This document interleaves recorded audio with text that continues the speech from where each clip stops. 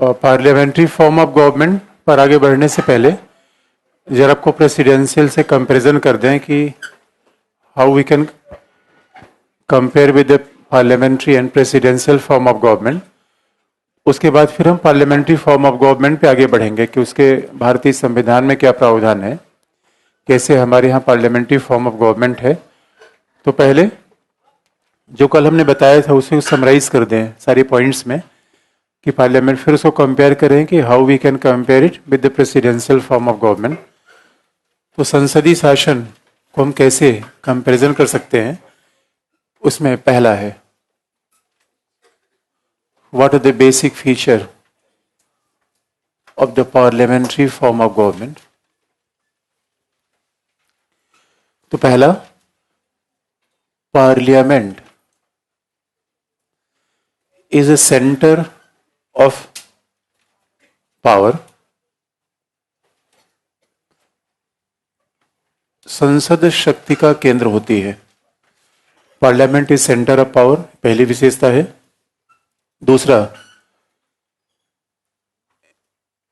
संसदीय शासन में, अच्छा एक बात, कई बार ऑब्जेक्टिव एग्जाम में आप देखेंगे, समझ के पढ़िए हमेशा फायदा होगा, रट के पढ़ेंगे तो आईएएस में प्रॉब्लम होगी। हमने जैसे हमने एक शब्द का प्रयोग किया, this is a fusion of power, कि विधायिका और कार्यपालिका के बीच में शक्तियों का फ्यूजन होता है, सामंजस्य होता है, और एग्जामिनर ने क्या कहते हैं, अंतर संबंध होता है।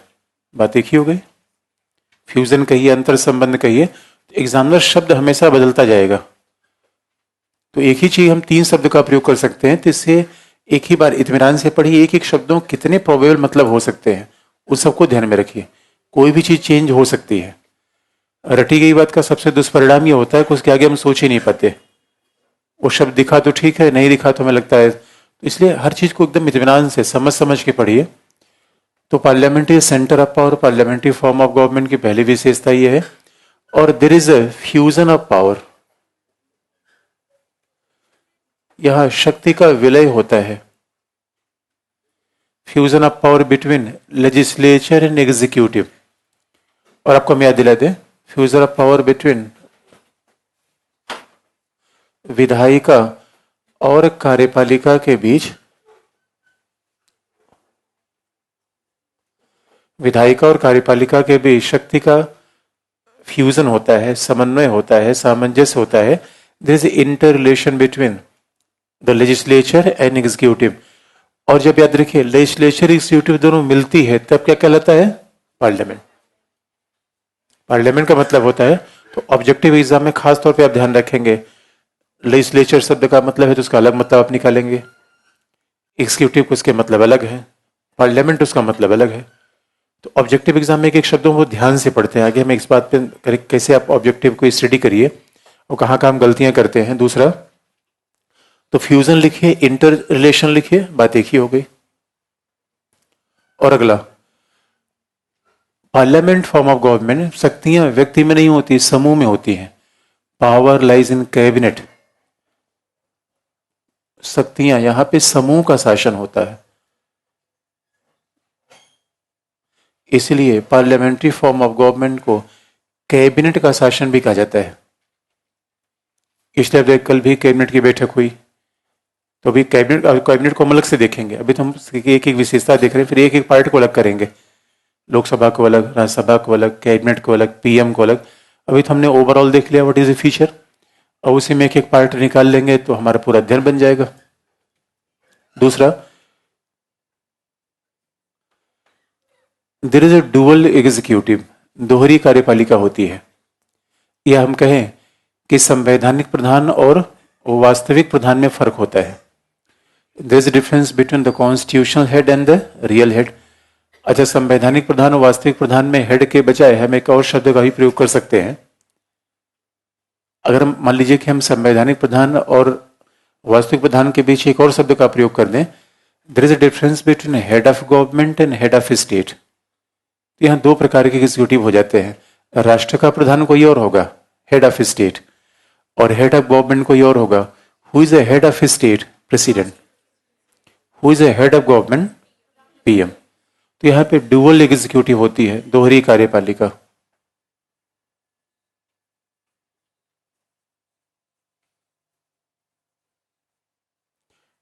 दोहरी कार्यपालिका होती है।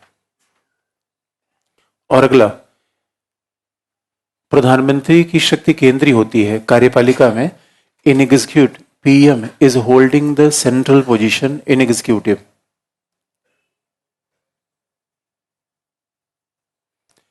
कार्यपालिका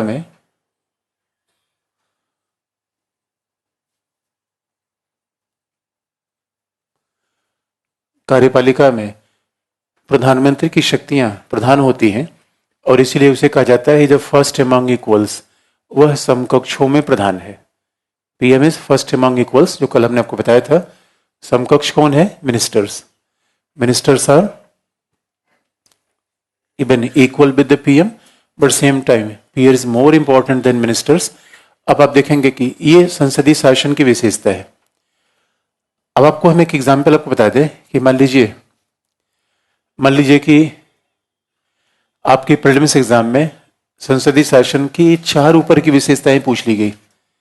चारों सही है, लेकिन कई बार एग्जाम में आता है चारों सही है, चारों में सबसे इंपॉर्टेंट कौन सी होगी? फिर पार्लियामेंट्री फॉर्म ऑफ गवर्नमेंट में सबसे इंपॉर्टेंट विशेषता क्या होगी?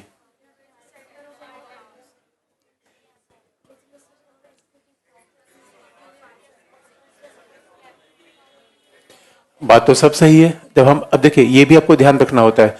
अब ऑब्जेक्टिव एग्जाम पढ़ने का तरीका थोड़ा यहाँ बदल जाता है। कई बार तो 4 के 4 ऑप्शन सही होंगे और कई बार 4 के 4 भी गलत होंगे। तो 4 के 4 गलत है, सबसे कम गलत कौन है वो टिक करिए।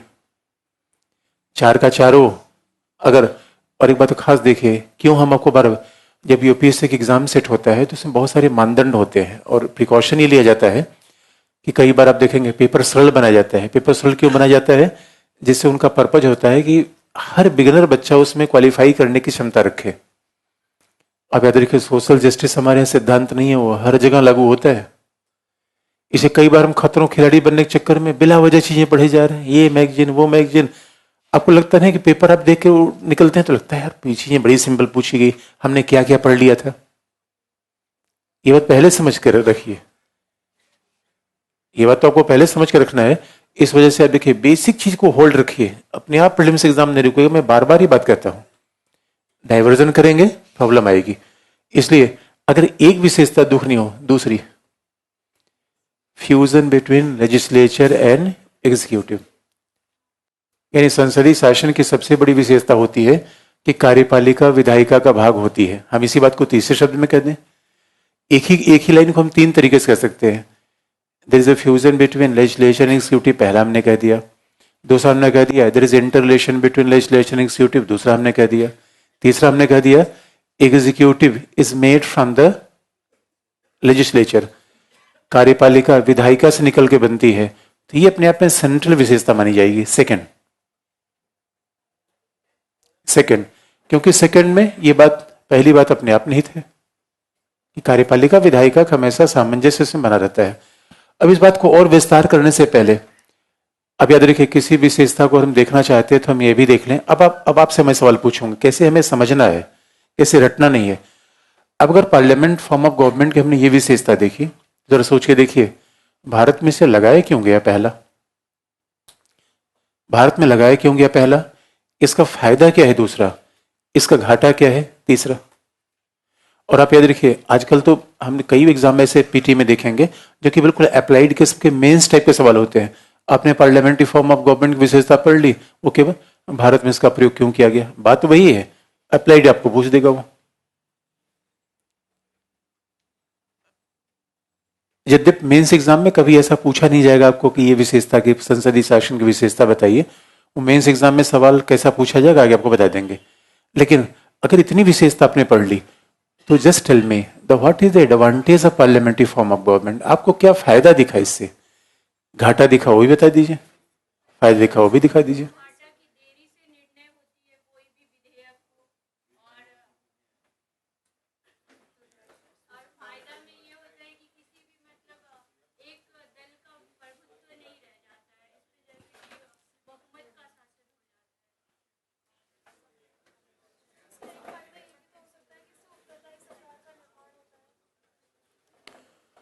उत्तरदायी सरकार का निर्माण होता है।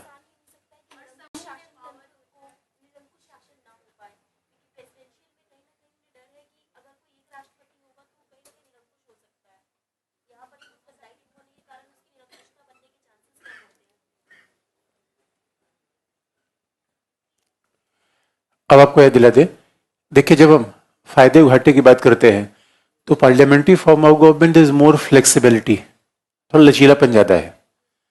अच्छा, दूसरा लचीलापन कैसे ज्यादा है? कार्यपालिका चूंकि विधायिका का भाग होती है, इसलिए there is a less probability of conflict between the executive and legislature. पहला फायदा ये होता है। अब देखिए कार्यपालिका विधायिका के बीच टकराव के चांसेस कम होते हैं। अभी आपने देखा होगा अमेरिका में शटडाउन आया, वो हमारे यहाँ कभी नहीं होता। अमेरिका में बजट पारित नहीं हो पाया, हमारे यहाँ ऐसा कभी आज तक हुआ ही नहीं है कि सरकार जिसकी हो उसका बजट पारित ना हो पाए, क्योंकि जो कार्यपालिका में होगा उसका लोकसभा में मेजॉरिटी होगी ही होगी। ये संसदीय शासन की विशेषता है। तो संसदीय शासन में विधायिका और कार्यपालिका के बीच कॉन्फ्लिक्ट के चांसेस कम होते हैं। तो पहला, अब जरा सोच के देखिए, इसलिए भारतीय संविधान सभा में जिस बात पर विचार किया गया, तो India became independent in 1947, so we need a form of government which is comparatively more flexible. आप याद रखिए, टकराव सहने की क्षमता वो देख लेता है जो थोड़ा सा डेवलप हो। अब दोस्तों बच्चा ही है, अभी बड़ा ही हुआ, उसको अपने बड़े बड़े जटिल काम दे दिए, पजल दे दिया, वो फंस जाएगा। इस वजह से पहली विशेषता कि फ्लेक्सिबिलिटी ज्यादा होती है। एक तो कार्यपालिका विधायिका का चुनाव एक साथ हो जाता है, और दूसरा कार्यपालिका विधायिका से मिलके बनती है, तो कार्यपालिका विधायिका में कॉन्फ्लिक्ट के चांसेस बिल्कुल नहीं रहते। अब जरा सोच के देखिए, इसके बावजूद शायद एक बात संसदीय शासन प्रणाली वाले हमारे नहीं समझ पाए थे, जो अभी हो जा रहा है। लोकसभा और राज्यसभा में अलग अलग दल की मेजोरिटी आ जा रही है, उतने पे कॉन्फ्लिक्ट हो जा रहा है। तो हमारे यहाँ कार्यपालिका और विधायिका के बीच अगर सेपरेशन होता है दोस्तों, सरकार चल पाती। और सेपरेशन कैसा होता है वो अमेरिका में भी आपको बता देंगे। इसलिए पहला फायदा यह था कि संविधान निर्माता ये बात मानते थे कि नहीं, we need a kind of flexible form of government, जहां पे लचीलापन बहुत ज्यादा हो, कॉन्फ्लिक्ट चांसेस कम से कम हो। वैसे लोकतंत्र में मतभेद हो सकता है, लेकिन अगर संघर्ष बहुत ज्यादा होगा तो प्रॉब्लम हमारे लिए होगी। पहला एडवांटेज ये था। दूसरी बात करें, अब देखेंगे इन डेमोक्रेसी, अगर आप लोकतंत्र की बात करेंगे, लोकतांत्रिक शासन का मतलब होता है उत्तरदायी शासन। Democracy means responsible government. अगर हमने, क्योंकि जनता के द्वारा निर्वाचित सरकार है, any government which is elected by government is bound to become responsible to the people. लेकिन रिस्पॉन्सिबिलिटी भी 5 साल में तय की जाए या रोज रोज तय की जाए। तो पार्लियामेंट्री फॉर्म ऑफ गवर्नमेंट की दूसरी विशेषता है कि रिस्पॉन्सिबिलिटी ऑफ एवरी डे। इसका मतलब है जिस दिन संसद को लगता हो, लोकसभा को लगता हो कि मंत्रिपरिषद को बाहर करना है, वो बस अविश्वास प्रस्ताव ला सकती है। तो यहाँ कार्यपालिका कोई सुनिश्चित कार्यकाल नहीं होता। कार्यपालिका जैसे अभी आप देखेंगे कि, और ये सिस्टम जो हमने संसद में लगा है वही तो हर जगह है। तो विधानसभा में कुमारस्वामी तब तक रहेंगे कर्नाटका में जब तक बहुमत दल का समर्थन उनको मिलता रहेगा। इससे इंश्योर ये होगा कि जो भी मेंबर ऑफ पार्लियामेंट होगा, जो भी सरकार का आदमी होगा, they will feel more responsibility towards the people. तो ऐसा नहीं कि वो 5 साल वेट करेंगे, ऐसा तो नहीं होगा। वो रोज इस बात के लिए चौकन्ना रहेंगे, उनके किसी भी एक्शन को सरकार रिस्पॉन्सिबल कर सकती है। ऐसा हुआ नहीं राफेल के मामले पर भारत में। अब क्या हुआ क्या नहीं हुआ एक अलग बात है, लेकिन opposition is always there who is willing to check the government, सवाल पूछ के, प्रस्ताव लाकर, और आप कभी भी सरकार से बाहर किया जा सकता है। इसमें फियर रोज रोज का होता है। Therefore people will become more responsible to other people, government is more responsible to other people. तीसरी बात आप देखेंगे तो पहला फ्लेक्सिबिलिटी का फायदा है, और फ्लेक्सिबिलिटी में आर्गूमेंट आप जरूर लिख देंगे क्यों फ्लेक्सिबिलिटी होती है, और अमेरिका से भी कंपेयर करेंगे तो बात और स्पष्ट हो जाएगी। दूसरा फायदा हो गया रिस्पॉन्सिबिलिटी ऑफ एवरी डे, यानी उत्तरदायित्व तो लोकतंत्र का दूसरा नाम है, लेकिन उत्तरदायित्व 5 साल में हो या हर दिन हो, कौन सा उत्तरदायित्व ज्यादा बेहतर है? Responsibility of every day. तो हमने क्या माना कि भाई रोज रोज का उत्तरदायित्व का सिद्धांत हम लगाएंगे। तीसरी विशेषता वो ध्यान से आप देखिए, because power lies in group. तो ग्रुप में पहले फायदा यह होता है कि शक्तियां व्यक्ति में नहीं होती, और ये बात आप जानते हैं कि शक्तियां व्यक्ति में हो, शक्तियां समूह में हो, ये हमेशा समूह इस ज्यादा फायदा वाला बात होती है। अब इस समूह के फायदे क्या होते हैं ये बात जानते हैं। भारत कितना विविधतापूर्ण देश है। Do you know that who is the minister of state in the home ministry? गृह राज्य मंत्री कौन है हमारे यहाँ? किरण रिजिजू। किरण रिजिजू कहां से हैं? अरुणाचल से। Who is the home minister? Rajnath Singh कहां से है? राजनाथ सिंह कहां है? यूपी से। अब जरा डाइवर्सिटी अब देखिए, यानी वो ध्यान से आप देखिए। अच्छा, किसी ने फेडरल गवर्नमेंट पूछा है तो पार्लियामेंट्री फॉर्म ऑफ गवर्नमेंट अलग बता देंगे, फेडरल अलग बता देंगे। फेडरल तुम्हारा बड़ा चैप्टर है, अभी तो हम पार्लियामेंट्री पे हैं, दोनों में पढ़ना है, थोड़ा सा वेट कर लीजिए, हम आ जाएंगे। अब जरा सोच के देखिए, पार्लियामेंट्री फॉर्म में जो ग्रुप का शासन होता है, white is very much beneficial. आप साफ देखेंगे, हमारी कैबिनेट मिनिस्टर की पूरी लिस्ट उठा के देखिए, काउंसिल ऑफ मिनिस्टर की लिस्ट उठा के देखिए, पहला महिलाओं का रिप्रेजेंटेशन है, ध्यान में रखा जाए, धर्म का रिप्रेजेंटेशन। इसलिए आप देखेंगे कि अभी किस मिनिस्टर को बाहर किया गया था? नजमा हेपतुल्ला को बाहर किया गया था, तो मुख्तार अब्बास नकवी और एक और किसको लाया गया था? एमजे अकबर। एमजे अकबर मी टू के चक्कर में थोड़ा सा बाहर उनको जाना पड़ा। इसलिए आप देखेंगे धर्म को बैलेंस किया जाता है, रीजन को बैलेंस किया जाता है कि कितने यूपी से होंगे, कितने बिहार से होंगे, कितने महाराष्ट्र से होंगे। इसका मतलब है ये भारत जैसे विविधतापूर्ण देश के लिए parliamentary form of government is better than the any form of government, because that can even visualise the diversity of India. तो कैबिनेट का शासन होगा, एक तो व्यक्ति में शासन केंद्रीकरण नहीं होगा, दूसरा पूरे भारत का रिप्रेजेंटेशन हो जाएगा। इस वजह से संसदीय शासन प्रणाली हमारे यहाँ बेहतर है। एक आर्गुमेंट आप हिस्टोरिकल भी ले सकते हैं, एक आर्गुमेंट आप हिस्टोरिकल ले सकते हैं। हिस्टोरिकल का मतलब है because we were experimenting the parliamentary form of government since 1935। तो 1935 से ये शासन का प्रयोग हम कर रहे थे, इस वजह से ये हमारे लिए ज्यादा अच्छा तरीका था। इसका मैं थोड़ा अनुभव मिला हुआ था। और आपको लास्ट पॉइंट ये बता दें कि parliamentary form of government is more user friendly. अच्छा, कई बार ऐसा होता है कि हमने कोई मशीन ऐसी ले ली, चला ही नहीं पा रहे। अब मोबाइल हमने ऐसा ले लिया, फंक्शन ही समझ में नहीं आ रहा, दबा रहे कुछ दब जा रहा है कुछ। मैंने गांव किसी व्यक्ति को देखा तो बार बार उनका मेरे पास कॉल आ जा रहा था। मैंने कहा, मैं सोचा कोई बड़ी बात है क्या, तो मैं क्लास से बाहर निकला, मैंने फोन किया, मैंने कहा कोई गड़बड़ हो गया। उनका ना नया मोबाइल ले रखा है, बिला वजह लग जा रहा है। मैंने कहा अच्छा अच्छा कोई बात नहीं है। अब कोई नया मोबाइल है तो आदमी को समझ में नहीं आ रहा, उसको तो बटन वाला सिस्टम ठीक है, टच स्क्रीन पता नहीं कहाँ टच हो गया, मामला गड़बड़ हो गया। ये यूजर फ्रेंडली भी है, क्योंकि इलेक्शन कैसा होता है, आराम से इलेक्शन होगा, कॉन्स्टिट्यूएंसी होगी, हर कॉन्स्टिट्यूएंसी से एक एक व्यक्ति इलेक्टेड होगा और फिर पार्लियामेंट बैठेगी। इस वजह से पार्लियामेंट्री फॉर्म ऑफ गवर्नमेंट हमने अपनाया। तो these are advantage, these are the various advantage of parliamentary form of government. अब जरा हम डिसएडवांटेज की बात करें, आपने लिख लिया? दूसरा डिसएडवांटेज की बात करें कि what is the disadvantage of parliamentary form of government. अगर डिसएडवांटेज की बात आप करेंगे तो याद रखिए, आया राम गया राम। और आया राम गया राम की बात क्यों करते हैं? हरियाणा के एक विधायक थे गया राम, एक दिन में 5 पार्टी बदल दी, और जब लास्ट में अपनी मूल पार्टी में आए तो उन्होंने लोगों का प्रेस कॉन्फ्रेंस हुआ कि गया राम आया राम। एक बात याद रखिए, पार्लियामेंट्री फॉर्म ऑफ गवर्नमेंट की इज बेसिक प्रॉब्लम जब कर्नाटका में देख रहे हैं, कर्नाटका में जैसे ही याद रखिए 19वें ये 16वें 17वें लोकसभा का चुनाव हुआ, वैसे ही सरकार गिरनी तय है। आपने देखा इसके पहले मनमोहन सिंह की सरकार, ये अब गिरेगी फिर रुक गई। जब पार्लियामेंट आता था ये सरकार गई फिर रुक गई। इसका सीधा सा मतलब है जब सरकार के समय ही निश्चित नहीं है, सरकार काम क्या करेगी।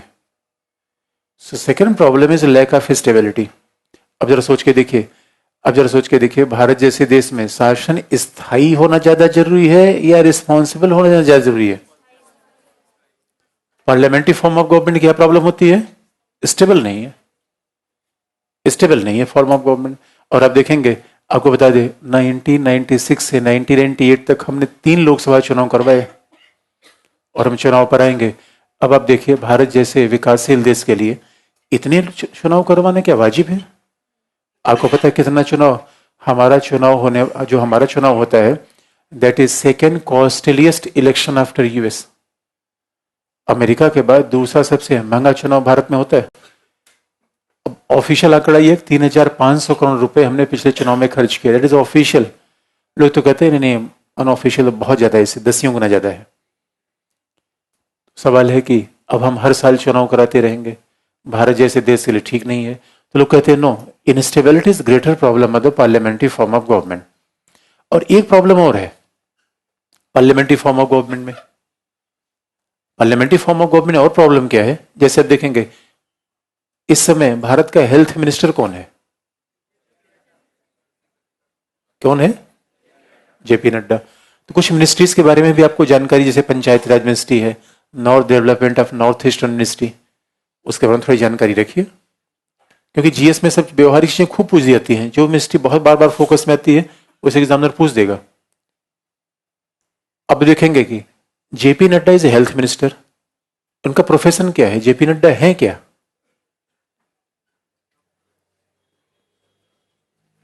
जेपी नड्डा का प्रोफेशन क्या है? डॉक्टर है वो? डॉक्टर तो नहीं है। And who is a doctor in the cabinet? Doctor Harshvardhan. तो हेल्थ मिनिस्ट्री किसको मिलनी चाहिए थी? किसको मिली है? और कई बार तो ऐसा हुआ, एक डॉक्टर थे सीपी ठाकुर, उनको मिल गया था कोयला मंत्रालय, बहुत नाराज हुए। उनके अरे मेरे प्रोफेसर ने कुछ तो इज्जत करते हैं। जनरल वीके सिंह कहां है? कहां पे है? राज्य मंत्री हैं वो विदेश में। तो जनरल वीके सिंह डिफेंस में होने चाहिए थे, विदेश में। What is the qualification of Nirmala Sitharaman? She is a lawyer. अब निर्मला सीतारमन रक्षा संभाल रही हैं और वीके सिंह विदेश संभाल रहे हैं। और स्वाभाविक सी बात है, यही पार्लियामेंट्री फॉर्म ऑफ गवर्नमेंट सबसे विशेषता है, लैक ऑफ स्पेशलाइजेशन। यानी इसमें विशेषज्ञता की बात ध्यान में नहीं रखी जाती।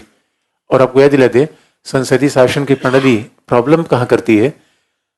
लैक ऑफ स्पेशलाइजेशन होता है। यानी जो व्यक्ति डॉक्टर होगा उसको कोयला मंत्रालय मिल सकता है, और जो व्यक्ति लॉयर होगा उसको मानव संसाधन मंत्रालय।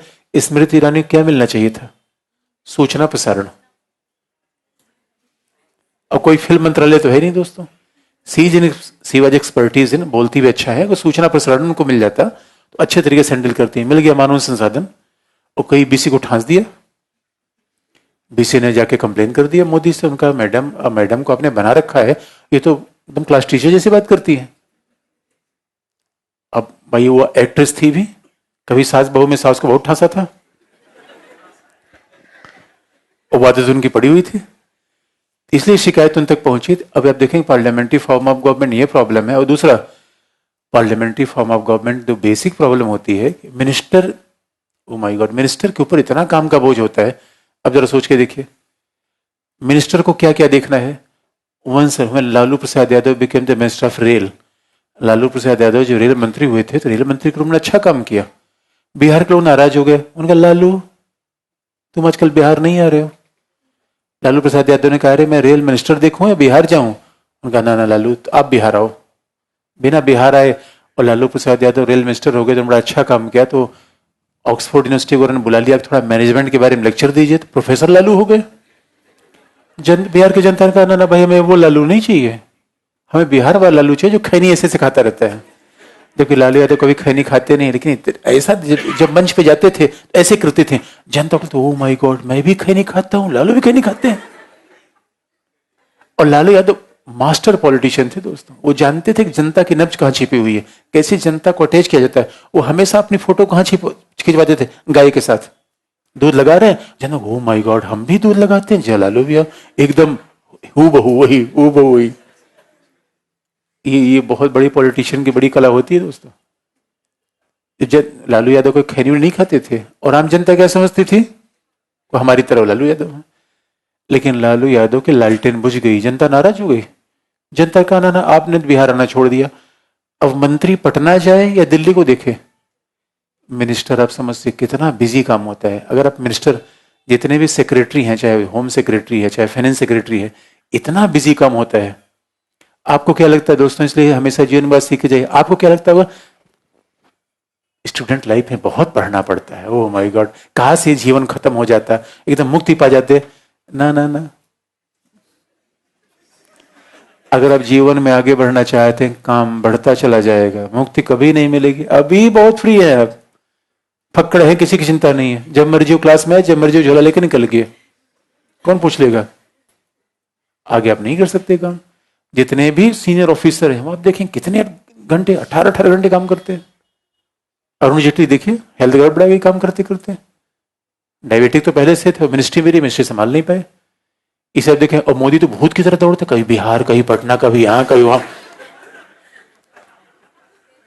अब देख रहे हैं क्या आदमी है यार, काम तो कई बार सोचते हैं आदमी है, कोई शक्तिमान वगैरह है। तो अब आप देखिए, इसका मतलब जितने हायर ऑफिस में जाएंगे काम तो और अब करना पड़ेगा। तो बात सीधी सी है। इसीलिए अब सवाल है, मिनिस्टर मिनिस्ट्री देखे, लोकसभा सीट देखे या पार्लियामेंट देखे। अब पार्लियामेंट में जाएगा तो लोग सवाल पूछेंगे, क्या सवाल पूछोगे, लेकिन वो लोग सवाल पूछेंगे, सवाल का जवाब भी दे। उसके बाद बाहर निकला मीडिया, इस मामले पर आपका क्या राय है, क्या बताऊं क्या राय है। इसलिए मिनिस्टर अपने आप में बड़ा ही बिजी व्यक्ति है, बड़ा बिजी व्यक्ति है। और ये पार्लियामेंट्री फॉर्म ऑफ गवर्नमेंट की प्रॉब्लम है, दैट लैक्स स्पेशलाइजेशन। अब जरा देखिए फिर प्रेसिडेंशियल फॉर्म ऑफ गवर्नमेंट क्या है। अगला देखें कि अध्यक्षीय शासन का, फिर इससे कॉन्ट्रास्ट कंपैरिजन अपने आप हो जाएगा।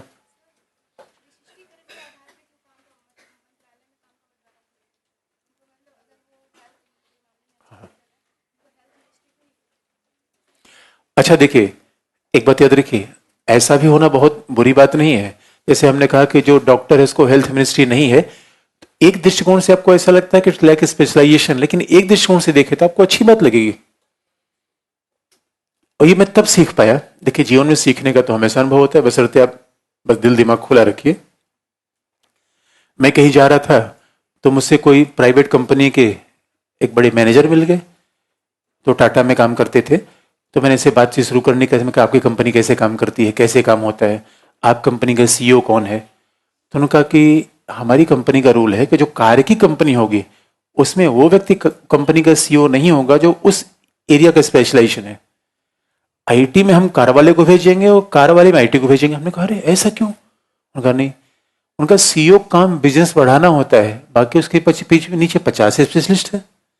स्पेशलिस्ट की कमी थोड़ी है, इसलिए मंत्री विजनरी होना चाहिए। इसलिए और कई बार what is the problem of specialist, what is the definition of specialisation, knowing everything about nothing. कुछ भी के बारे में सब कुछ जानते रहिए, स्पेशलाइजेशन की बड़ी प्रॉब्लम हो जाती है। इसलिए एक आदमी जनरल, इसलिए आईएएस क्या होता है, स्पेशलिस्ट नहीं होता, उसका जनरल आउटलुक होता है। और मैनेजर का आउटलुक जनरल होना चाहिए, स्पेशलिस्ट नहीं होना चाहिए, नहीं तो उसका एरिया कहाँ हो जाएगा, हमेशा संकीर्ण। अब हम देखें आईएएस में क्या होता है, आपको इंटरनल सिक्योरिटी भी जानना है, इकोनॉमी भी जानना है, साइंस टेक्नोलॉजी देना है और सबका, तो आपका अप्रोच अपने में वाइडर हो जाता है और एक को दूसरे जोड़ लेते हैं। अब जरा सोच के देखिए, जो स्टूडेंट केवल बीएससी पढ़ा होगा उसका वो समाज को समझ पाएगा। आपको इस चीजें क्यों पढ़ाई, जरा सोच के आप देखिए, आपको सोसाइटी भी पता हो गई, इकोनॉमी पता हो गई, पॉलिटिक्स पता हो गया, लेकिन जो ईएस से जाता है, जो इंजीनियरिंग सर्विस से जाता है, उसको क्या पता है, मैकेनिकल इंजीनियरिंग, जोड़ो घटाओ तार काटो तार जोड़ो, यही उसको पता है। अब आप देखिए उसका अप्रोच नैरो होगा या आपका। हाँ, इंजीनियर का अप्रोच नैरो होता है। इसलिए हर एग्जाम का पता, तो इसलिए स्पेशलिस्ट होना हर जगह विशेषता ही नहीं होती, क्योंकि स्पेशलिस्ट तो 50 टॉप के नीचे है। आपका तो विजन चाहिए। मिनिस्टर क्या होना चाहिए, वो विजन देता है, काम करने के लिए उसके पीछे 50 लोग हैं। मंत्री को काम थोड़ी करना है, डायरेक्शन देना है, एक डायरेक्शन में काम करना पड़े। और डायरेक्शन वही दे सकता है जिसका अप्रोच ज्यादा इंटीग्रेटेड हो। इसलिए आपसे हमेशा इंटीग्रेटेड अप्रोच की मांग की जाती है। इंटरनल सिक्योरिटी पढ़िए, पॉलिटी को उसमें भिड़ा दीजिए, पॉलिटी पढ़िए, इकोनॉमिक को सोच लीजिए। तो इसलिए मैं बार बार कहता हूं, जितना होलिस्टिक अप्रोच होता है मेंस में आप अपने आप उतने अच्छे नंबर पा जाएंगे। नैरोअर अप्रोच से मामला नहीं बनता। अगला, अब देखें कि प्रेसिडेंशियल फॉर्म ऑफ गवर्नमेंट क्या है।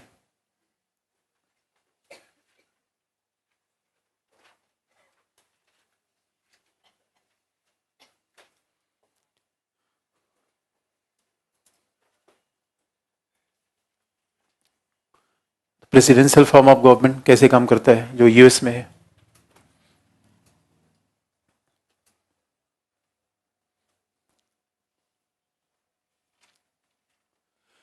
अगर हम प्रेसिडेंशियल फॉर्म ऑफ गवर्नमेंट की विशेषता लिखने से पहले इसके बेसिक्स पहले समझ लें, क्योंकि बात आप जानते हैं, there is a 3 wings of the government. Government के जो 3 विंग होते हैं, पहला है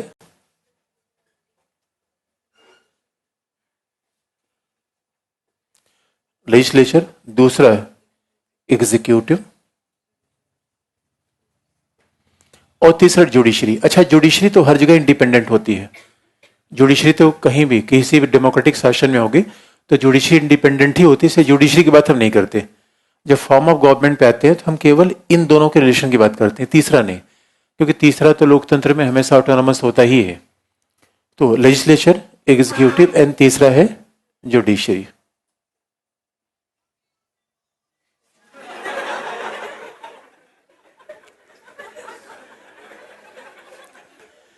legislature, executive and judiciary.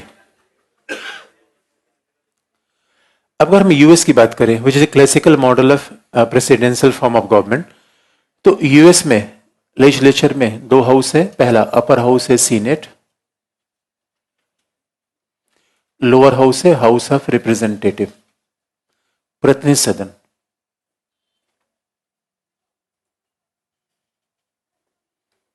US में दो हाउस है, पहला upper house that is senate and second is house of representative, प्रतिनिधि सदन।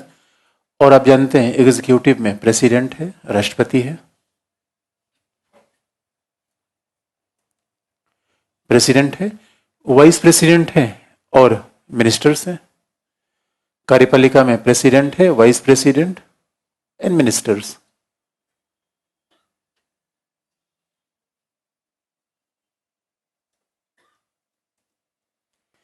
और जुडिशरी तो हम बात ही नहीं करते क्योंकि वहां पे हमने जुडिशरी की बात नहीं की है, ध्यान से आप देखेंगे, क्योंकि in democratic form of government judiciary is always suppose to become independent, autonomous.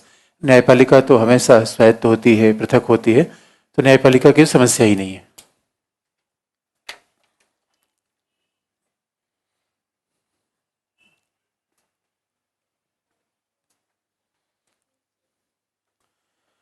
अब आप अमेरिका में देखेंगे, अमेरिका में अब चूंकि प्रेसिडेंशियल फॉर्म ऑफ गवर्नमेंट, नाम ही दिखता है प्रेसिडेंशियल फॉर्म ऑफ गवर्नमेंट, इसलिए सारा पावर कहां पे होता है? प्रेसिडेंट में, पार्लियामेंट में नहीं। और प्रेसिडेंट आप ये कहेंगे जो यहाँ पे जो मिनिस्टर्स होते हैं, आप याद रखिए प्रेसिडेंशियल फॉर्म ऑफ गवर्नमेंट में मिनिस्टर्स होते हैं, यहाँ भी मिनिस्टर होते हैं, लेकिन यहाँ कैबिनेट का शासन होता है, यहाँ किसका शासन होता है? प्रेसिडेंट का। आप देखिए पूरे पावर के सेंटर में कौन होता है? प्रेसिडेंट, प्रेसिडेंट होता है। और आपको बता दें प्रेसिडेंट होता है, लेकिन president is not part of the legislature. हमारे संसद किससे मिलकर बनती है? लोकसभा, राज्यसभा और राष्ट्रपति।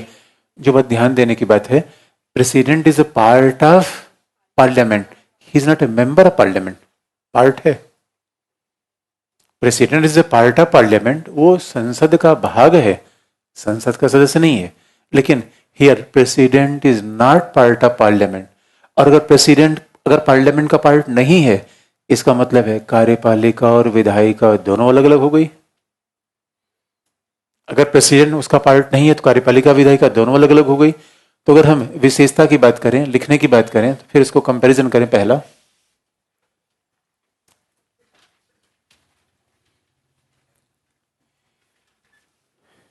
कि अध्यक्षीय शासन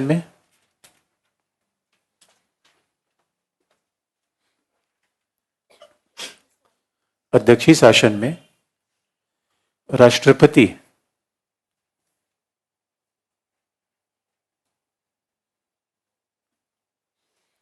किसी ने कहा संसदीय शासन में गोपनीयता का सिद्धांत क्यों अपनाया गया? गोपनीयता मतलब क्या है यार?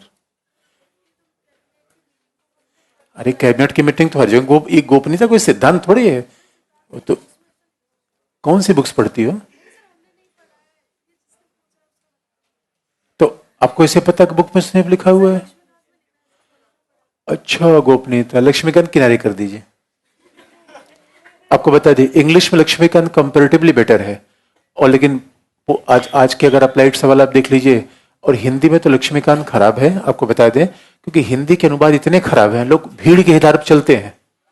मैं तक समझ नहीं पाया कि लोग पढ़ते क्यों हैं। आप एनसीईआरटी पढ़ लीजिए, खतरों खिलाड़ी बनना तो लक्ष्मीकांत पढ़ लीजिए, पढ़ेंगे कंफ्यूज होंगे। अनुवाद इतने गलत गलत हैं, शब्द इतने जटिल हैं। मैंने पढ़ी इसलिए आपको बता रहा हूं। डीडी बसु पढ़ने की कोई जरूरत नहीं है। आपने बताया मेरी किताब मिल जाएगी, आप देख लीजिएगा।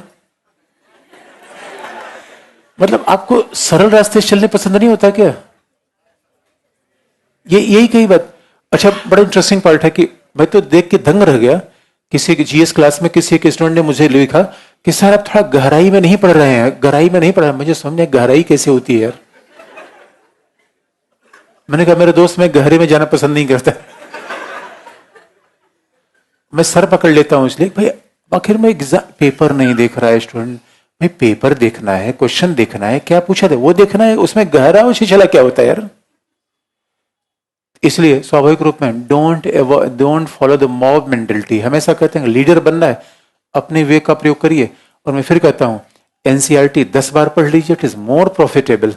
उसके बाद मैं सारी बात आपको बता दूंगा। एनसीईआरटी के अलावा अगर किताब क्लास नोट्स भी आप पढ़ लेंगे, काम चल जाएगा। इधर उधर भागने की जरूरत ही नहीं पड़ेगी। आप ये बात अब पढ़ के आप देख लीजिए, कंफ्यूज होइए और पढ़ के देखिए। गोपनीयता का सिद्धांत कोई सिद्धांत थोड़ी है, ये वर्किंग प्रिंसिपल है। एक तो वर्क भाई गोपनीयता करती है, हर जगह गोपनीयता चलता है, तो ऐसा कोई सिद्धांत होता नहीं। किसी ने कहा ब्रिटेन में मंत्रियों की कानूनी जिम्मेदारी का से क्या है, आगे सब बता देंगे कानूनी जिम्मेदारी क्या है। अभी सब बता देंगे, अभी तो हम बेसिक बात बता रहे हैं, अभी तो हम उस उधर आगे गए ही नहीं। लेकिन ये भी इंटरेस्टिंग पार्ट है, कई बच्चे बात नहीं मानते। सर तो ऐसे बोलते रहते हैं, सर अपनी किताब का प्रचार करते हैं, सर तो ऐसे बोलते रहते हैं, हम जो पढ़ रहे हैं वही पढ़ेंगे। तो देखिए मेरा काम बताना है, फिर आपकी जिम्मेदारी है। मानना न मानना फिर तो आपके पाले में है। वही बात मैं बता दूं भाई, आपके मैं अहित में तो कभी नहीं बताऊंगा कोई चीज जो आपका। तो अगर आप ज्यादा पढ़ रहे हैं, कम उसका आउटपुट आ रहा है, समझ नहीं रहे हैं, दिमाग प्रेशर बन रहा है।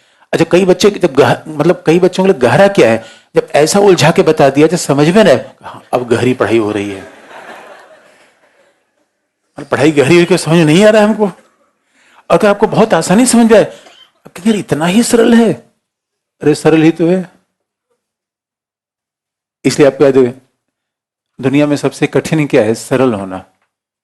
सबसे कठिन यही है।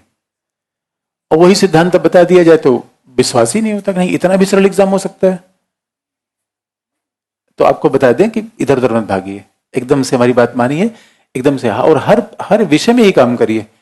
अब सवाल है नहीं कि जो भीड़ पढ़ रही है वही पढ़िए। अगर भीड़ के पीछे चलने से फायदा होता है, सक्सेस रेट कहां जा रही है देख लीजिए। कहां इसका क्या परिणाम है, पढ़े जा रहे हैं, पढ़े जा रहे हैं। क्यों पढ़े जा रहे हैं पता ही नहीं है, पेपर देखा ही नहीं, क्वेश्चन पेपर नहीं देखा। अब वही बात मुझे बार बार रिपीट करना ठीक नहीं लगता। अब आ जाइए इधर। तो पहला पॉइंट क्या है, हाँ, अध्यक्षीय शासन में राष्ट्रपति शक्ति का केंद्र होता है, president occupy the central position. राष्ट्रपति शक्ति का केंद्र होता है। हाँ, ये बात है कि जो इंग्लिश मीडियम में है वो लक्ष्मीकांत पढ़ सकते हैं, क्योंकि ओरिजिनल किताब इंग्लिश में लिखी गई है। तो इंग्लिश में कम से कम जीएस के लिए वो ठीक है कि बेसिक बातें उसे मिल जाती हैं। हिंदी में तो उसका अनुवाद ही एकदम अटपटा है, हिंदी में तो पढ़ना डेंजरस है वो किताब। दूसरी बात, अगला, और अमेरिका में राष्ट्रपति ही, अमेरिका में राष्ट्रपति ही संवैधानिक और वास्तविक दोनों प्रधान है। In US president is both constitutional as well as a real head of the government. America में राष्ट्रपति ही संवैधानिक और वास्तविक दोनों प्रधान है। अब ये इंटरेस्टिंग पार्ट है, यानी अमेरिका में डुअल एग्जीक्यूटिव जैसा कुछ भी नहीं है। यानी अमेरिका का राष्ट्रपति वास्तविक प्रधान है और वही क्या है, संवैधानिक भी है। संविधान भी राष्ट्रपति को शक्तियां देता है और राष्ट्रपति वास्तविक प्रधान कैसे है, इसका एग्जाम्पल अब देखिए। हमारे यहाँ प्रधानमंत्री का मतलब होता है जो लोकसभा में कम से कम मेजोरिटी का सपोर्ट ले ले। यानी प्रधानमंत्री अगर लोकसभा में मेजोरिटी का सपोर्ट ले रहा है, इसका मतलब समझ सकते हैं politically he should be very powerful person. आप याद रखिए, किसी का संवैधानिक रूप में शक्तिशाली होना अलग बात है, राजनीतिक रूप में शक्तिशाली होना अलग बात है। तो हमारे यहाँ प्रधानमंत्री को संवैधानिक शक्तियां नहीं है, लेकिन राजनीतिक रूप में सबसे शक्तिशाली कौन है, प्रधानमंत्री। भाई अब देख रहे हैं कि प्रधानमंत्री के नाम पर अगर चुनाव भी लड़े जा रहे हैं, तो अभी हम इस बात पे भी आएंगे कि whether is prime ministerial form of government और पार्लियामेंट्री। तो अमेरिका और खास तौर पे हमारे यहाँ का राष्ट्रपति क्या है, हमारे यहाँ राष्ट्रपति संवैधानिक रूप में पावरफुल हो सकता है, पॉलिटिकली पावरफुल नहीं है। और आप जानते हैं डेमोक्रेसी में what is the sense of power? Political power. लोकतंत्र में पॉलिटिकल पावर ही मूल सेंस है। अगर पॉलिटिकली कोई पावरफुल नहीं है, और पॉलिटिकल पावर का मतलब है power of election, power of people support, power of the opinion of the people. और जरा सोच के देखिए, अमेरिका का राष्ट्रपति जनता द्वारा निर्वाचित होता है। The US president is elected by the people. संसदीय शासन में राष्ट्रपति कैसे होता है? पार्टी जिसको कह दे।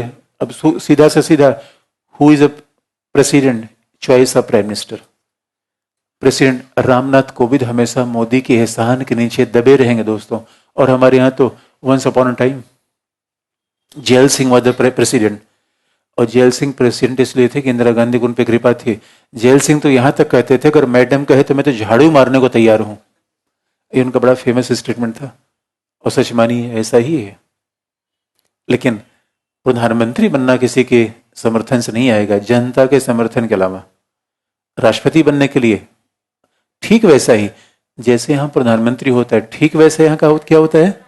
राष्ट्रपति, president is politically very powerful, क्योंकि वो जनता के द्वारा निर्वाचित है, जनता के समर्थन से आता है। अब राष्ट्रपति जनता के समर्थन से आता है, जनता के निर्वाचन से आता है, और संयोग की बात है संविधान उसको पावर देता ही है। इसीलिए शक्ति का केंद्र कौन हो जाता है? प्रेसिडेंट।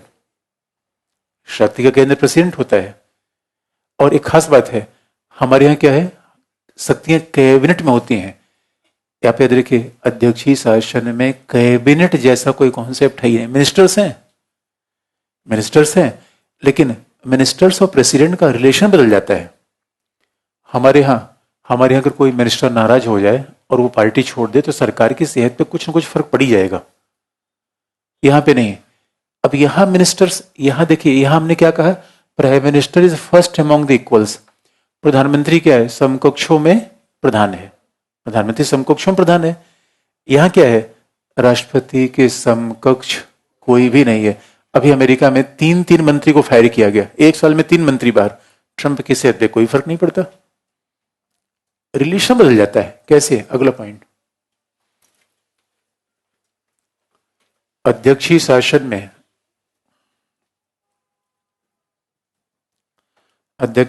में राष्ट्रपति ही शक्ति के केंद्र में होता है।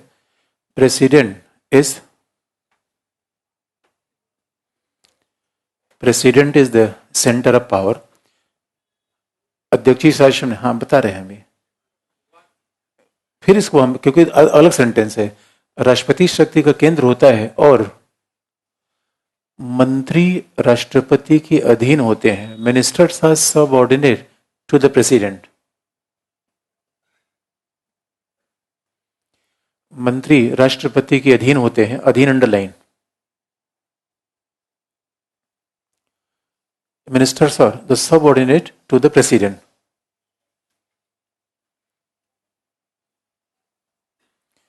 मंत्री राष्ट्रपति के अधीन होते हैं, इसका मतलब यहां क्या होता है? समकक्ष। First among the equals. यहां क्या होता है? सबऑर्डिनेट। इसका मतलब है राष्ट्रपति जब चाहे तब मंत्री को हटा दे। क्यों? अगला पॉइंट,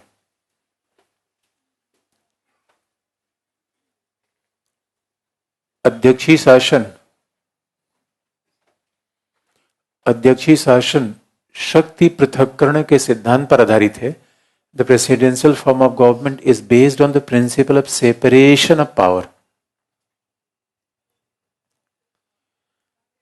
अध्यक्षीय शासन शक्ति के पृथक्करण के सिद्धांत पर चलता है।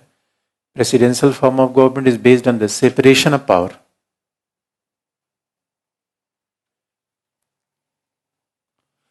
अध्यक्षीय शासन शक्ति के पृथक्करण के आधार पर चलता है, इसीलिए राष्ट्रपति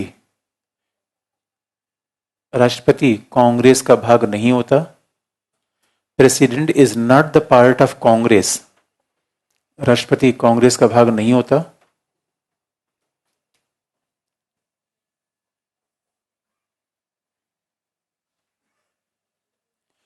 इसलिए राष्ट्रपति कांग्रेस का भाग नहीं होता। और आपको याद दे, कांग्रेस है कौन? सीनेट और हाउस ऑफ रिप्रेजेंटेटिव दोनों का मिला जुला रूप क्या है? दोनों मिलकर बनते कांग्रेस। तो राष्ट्रपति कांग्रेस का भाग नहीं है। और अगला, और मंत्री किसी भी सदन का सदस्य नहीं होता, और मंत्री किसी भी सदन का सदस्य नहीं हो सकता। Ministers can't become a member of legislature. मंत्री कभी भी किसी सदन का सदस्य नहीं होगा। अब जरा सोच के देखिए, इसका मतलब है मंत्री अगर किसी विधायिका का मेंबर नहीं होगा तो विधायिका और कार्यपालिका के बीच अलगाव हो गया कि नहीं हो गया? मंत्री कौन है? कार्यपालिका। इधर कौन है? विधायिका। इसलिए अगर यहाँ पे कोई सीनेटर है, यहाँ पे कोई हाउस ऑफ रिप्रेजेंटेटिव का मेंबर है और उसे मंत्री बनना है, तो इसकी मेंबरशिप छोड़ के आनी पड़ेगी। यहां जस्ट उल्टा है। वहां क्या है? अगर आप सांसद नहीं है तो मंत्री नहीं बन सकते। इसे वहां क्या है? Fusion of power. यहां क्या है? Separation of power. यहां सेपरेशन ऑफ पावर है। सेपरेशन का सीधा सा मतलब है, सेपरेशन कैसा? अब साफ तौर पे देखेंगे, वहां एक बात है, हमने कल भी बताया था कि राष्ट्रपति, प्रधानमंत्री और मेंबर ऑफ पार्लियामेंट का चुनाव एक साथ होता है। काउंसिल ऑफ मिनिस्टर भी पार्लियामेंट से आती है। यहां काउंसिल ऑफ मिनिस्टर का कांग्रेस से कोई रिलेशन नहीं है। इसलिए अब बताइए, मिनिस्टर्स कभी पावरफुल हो सकते हैं? मिनिस्टर्स किसकी कृपा पे हैं? प्रेसिडेंट की। मिनिस्टर तो पूरी तौर पे प्रेसिडेंट की कृपा से है। इसे प्रेसिडेंट जब चाहे तब उनको बाहर करे, जब चाहे अंदर करे। उससे सरकार की स्टेबिलिटी पे कोई फर्क नहीं पड़ता। यहां फर्क पड़ सकता है। राजीव गांधी के कैबिनेट से बीपी सिंह ने सरकार छोड़ दिया था। बीपी सिंह ने फाइनेंस मिनिस्टर ग्रुप में रिजाइन किया था। राजीव गांधी सरकार के लिए आफत आ गई और उनको प्रॉब्लम झेलनी पड़ी। अगर कोई पॉपुलर मिनिस्टर है, and if you are firing that person from government, इसलिए मोदी चाहते हुए उमा भारती को बाहर नहीं कर पाए। Uma Bharti is one of the bad ministers among the ministry. बहुत परफॉर्मिंग उनका नहीं रहा है और किसी तरीके से उनके मंत्रालय कम किए गए। राजीव प्रताप रूडी को बाहर किया गया, बहुत नाराज हुए। यहां ट्रंप को कोई फर्क नहीं पड़ता, 1 मिनट में बाहर करता है, कोई फर्क, जब चाहे अंदर, जब चाहे, because who is boss? President. जनता ने प्रेसिडेंट को चुना है, मिनिस्टर्स को नहीं। और यहां जनता ने मिनिस्टर्स को भी चुना है और पीएम को भी चुना है। रिलेशन ही बदल जाता है। इसलिए US government is based on principle separation of power. जब हम सेपरेशन की बात करते हैं, इसका मतलब और भी होता है। देखिए, अमेरिका में राष्ट्रपति का चुनाव अलग होता है, विधायिका का चुनाव अलग होता है। दोनों अलग अलग चुनाव है। अमेरिका में इस समय प्रेसिडेंट कौन है? रिपब्लिकन पार्टी का। प्रेसिडेंट का चुनाव 4 साल के लिए, सीनेटर का चुनाव 6 साल के लिए, हाउस ऑफ रिप्रेजेंटेटिव का मेंबर 2 साल के लिए। हमारे यहां सब कुछ 5 साल, प्रेसिडेंट 5 साल, लोकसभा 5 साल और मिनिस्टर 5 साल। हर राज्यसभा 6 साल है। लेकिन यहां पे क्या है? यानी यहां विधायिका का चुनाव अलग होगा, प्रेसिडेंट का चुनाव अलग होता रहता है। दोनों का चुनाव अलग अलग है। इसका मतलब पृथक्करण कैसे? पृथक्करण 3 तरीके से। जब हम सेपरेशन ऑफ पावर की बात करते हैं, presidential form of government separation कैसा? कार्यों का, पदाधिकारियों का, कार्यकाल का। There is 3 varieties of separation. पहला, सेपरेशन ऑफ फंक्शंस।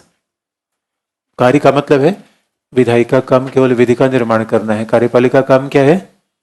विधियों को क्रियान्वित करना। सेपरेशन ऑफ फंक्शंस पहला।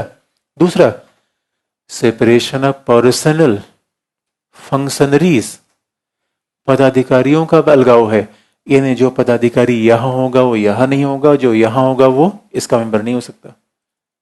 और तीसरा, सेपरेशन ऑफ टेन्योर, कार्यकाल का। इनका कार्यकाल और इनका कार्यकाल और इनका कार्यकाल और अमेरिका में तो हमेशा चलता है। अभी आप देखेंगे, president belong to the Republican party, लेकिन इनमें किसका बहुमत आ गया है? डेमोक्रेट का। विधायिका कार्यपालिका अलग होती है। इसलिए what is the problem of separation of power? Separation of power की प्रॉब्लम क्या है? भी अमेरिका में शटडाउन कैसे आया? आप यहां देखेंगे, जो अभी जरा पार्लियामेंट्री फॉर्म ऑफ गवर्नमेंट फिर कंपेयर कर दें।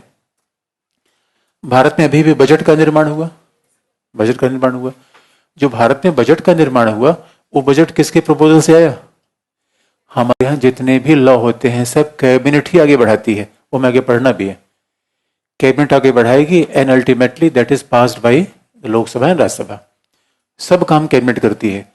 यहाँ पे विधि का निर्माण काम कार्यपालिका का नहीं है, किसका है? विधायिका का। बजट कौन पारित करेगा? विधायिका। अब अभी आप देखेंगे प्रॉब्लम क्या आई। प्रेसिडेंट ने कहा कि भाई हमें पैसा चाहिए विधायिका से। प्रेसिडेंट ने कहा हमें पैसा चाहिए क्योंकि हमें दीवार बनवाना है। मैक्सिको अमेरिका के बीच प्रेसिडेंट दीवार बनवाना चाहते थे, उनका पॉलिटिकल नारा पहले से था। तो अमेरिका ने कहा बजट में आप दीवार बनाने का भी पैसा शामिल करो। विधायिका ने कहा बूढ़े नहीं पैसा मिलेगा तुमको, पैसा तुमको नहीं मिलेगा। ट्रंप ने कहा अगर तुम लोग बजट में दीवार का पैसा नहीं दोगे तो मैं बजट पे साइन नहीं करूंगा, लो पास करो। इसलिए हुआ कि बजट पारित ही नहीं हो पाया, और जब बजट पारित नहीं हो पाया तो सारे डिपार्टमेंट को पैसा नहीं मिला। इसी को क्या कहते हैं? शटडाउन। क्या इंडिया में ऐसा पॉसिबल है क्या? कभी नहीं। इंडिया में सरकार रहे और बजट पारित न कर पाए, ऐसा हो ही नहीं सकता, क्योंकि कार्यपालिका का बहुमत हमेशा विधायिका में रहेगा। यहां नहीं, बहुमत कार्यपालिका के दल का बहुमत विधायिका में हो ऐसा जरूरी नहीं है। हर लेवल पे सेपरेशन है। इसलिए presidential form of government is believe in the separation of power. Separation of power इसका मतलब है वहां क्या है? फ्यूजन। यहां क्या है? सेपरेशन। वहां कैबिनेट का पावर है, यहां क्या है? व्यक्ति में शक्तियां हैं। यहां व्यक्ति में शक्तियां हैं। वहां डुअल एग्जीक्यूटिव है, यहां क्या है? हाथी का दांत दिखाने का भी खाने का एक। The similar teeth both for achieving and eating, both for symbolic as well as real. और इसलिए वहां पीएम समकक्षों में प्रधान होता है। यहां प्रेसिडेंट के समकक्ष ही कोई नहीं है, केवल और केवल प्रधान, केवल प्रधान। अब इसी बात को हम अलग अलग लिख दें, ये स्पष्ट हमने कर दिया कैसे वहां पे काम चलता है। अगला, अब जरा फिर इसको शब्दों में लिख दें, इसको हटा दें। ये सेपरेशन, इसका सेपरेशन, इसका सेपरेशन, इसका सेपरेशन, पूरा सेपरेशन चलता है पावर, प्रेसिडेंशियल शासन। और इसीलिए हमारे यहां पार्लियामेंट का चुनाव होता है और लोकसभा तय करती है कि कौन होगा पीएम। यहां पे जनता तय करती है कौन होगा प्रेसिडेंट। जनता तय करती है कौन होगा प्रेसिडेंट। इसलिए अमेरिका में चुनाव ही होता है ट्रंप के नाम पे। जनता ने ट्रंप के नाम के वोट दिया। व्यक्ति की शक्तियां केंद्रित होती हैं। इसी को हम एक लाइन में लिखें, कंपैरिजन में एक एक शब्द का प्रयोग कर दें।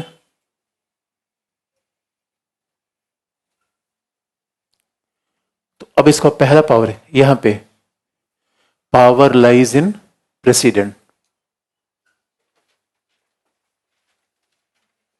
President is the centre of power.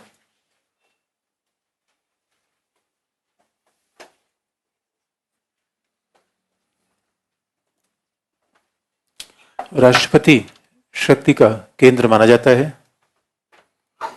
दूसरा, सेपरेशन ऑफ पावर है, यहां पे शक्ति का पृथक्करण।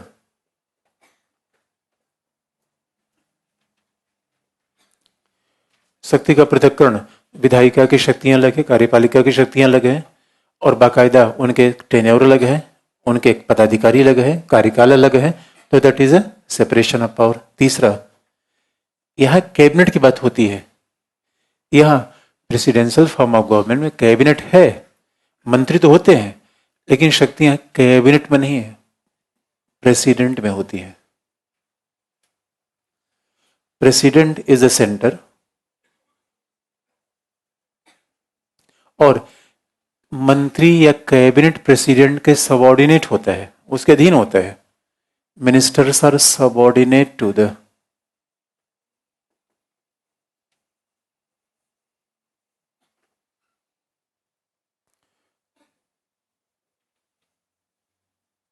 Minister subordinate to the president, वो प्रेसिडेंट के अधीन होते हैं। क्योंकि ये लॉजिक आपको हमेशा याद रखनी है। लोकतंत्र में देखिए निर्वाचन ही मूल है, जो जन चुनाव जीत सकता है वही पावरफुल है, और ये चुनाव से नहीं आया कभी पावरफुल नहीं हो सकता। तो मिनिस्टर चुनाव से आते रहे, मिनिस्टर तो दे आर हैंड पिक का प्रेसिडेंट। तो जो प्रेसिडेंट ही को चुनेगा वो पावरफुल हो ही नहीं पाएगा। लोकतंत्र में फंडामेंटल पॉइंट आपको यही रखना है, जो जनता से जितना पॉपुलर पॉलिटिकली होगा उतना पावरफुल होगा, बाकी कोई सिद्धांत चलता नहीं। तीसरा चौथा, यहां पे डुअल एग्जीक्यूटिव, यहां पे क्या है, सिंगल इकहरी कार्यपालिका है, क्योंकि प्रेसिडेंट, हेड ऑफ स्टेट और हेड ऑफ गवर्नमेंट एक ही व्यक्ति है, ट्रंप। हेड ऑफ स्टेट और हेड ऑफ गवर्नमेंट एक ही व्यक्ति है, ट्रंप।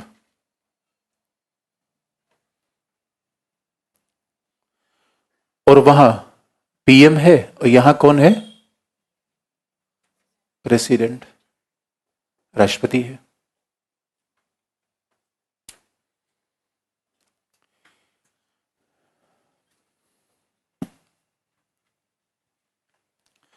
अच्छा, जिन लोगों ने थोड़ा सा और पढ़ा होगा, उन्हें कहा कि यार हमने तो ये भी पढ़ा था, पार्लियामेंट्री फॉर्म ऑफ गवर्नमेंट में सेपरेशन ऑफ पावर होता है, ऐसा डिसीजन सुप्रीम कोर्ट ने दिया है। तो बात सही है, लेकिन हर चीज रिलेटिव होती है, वो कहीं और आपको बताएंगे। लेकिन जब हम पार्लियामेंट्री और presidential form of government comparison करेंगे तो हम सेपरेशन ऑफ पावर फिर यहां पे लिखते हैं, यहां पे नहीं। या अगर आप इसको, अभी हम थोड़ा कॉम्प्लिकेट नहीं करेंगे, आगे हम आपको बता देंगे क्यों ऐसा कहा जाता है। लेकिन अगर प्रेसिडेंशियल फॉर्म ऑफ गवर्नमेंट की विशेषता देखिए, तो आपके हिसाब से कौन सा अच्छा शासन लग रहा है, ये या ये? क्या? अच्छा, पार्लियामेंट्री। क्यों पार्लियामेंट्री लग रहा है?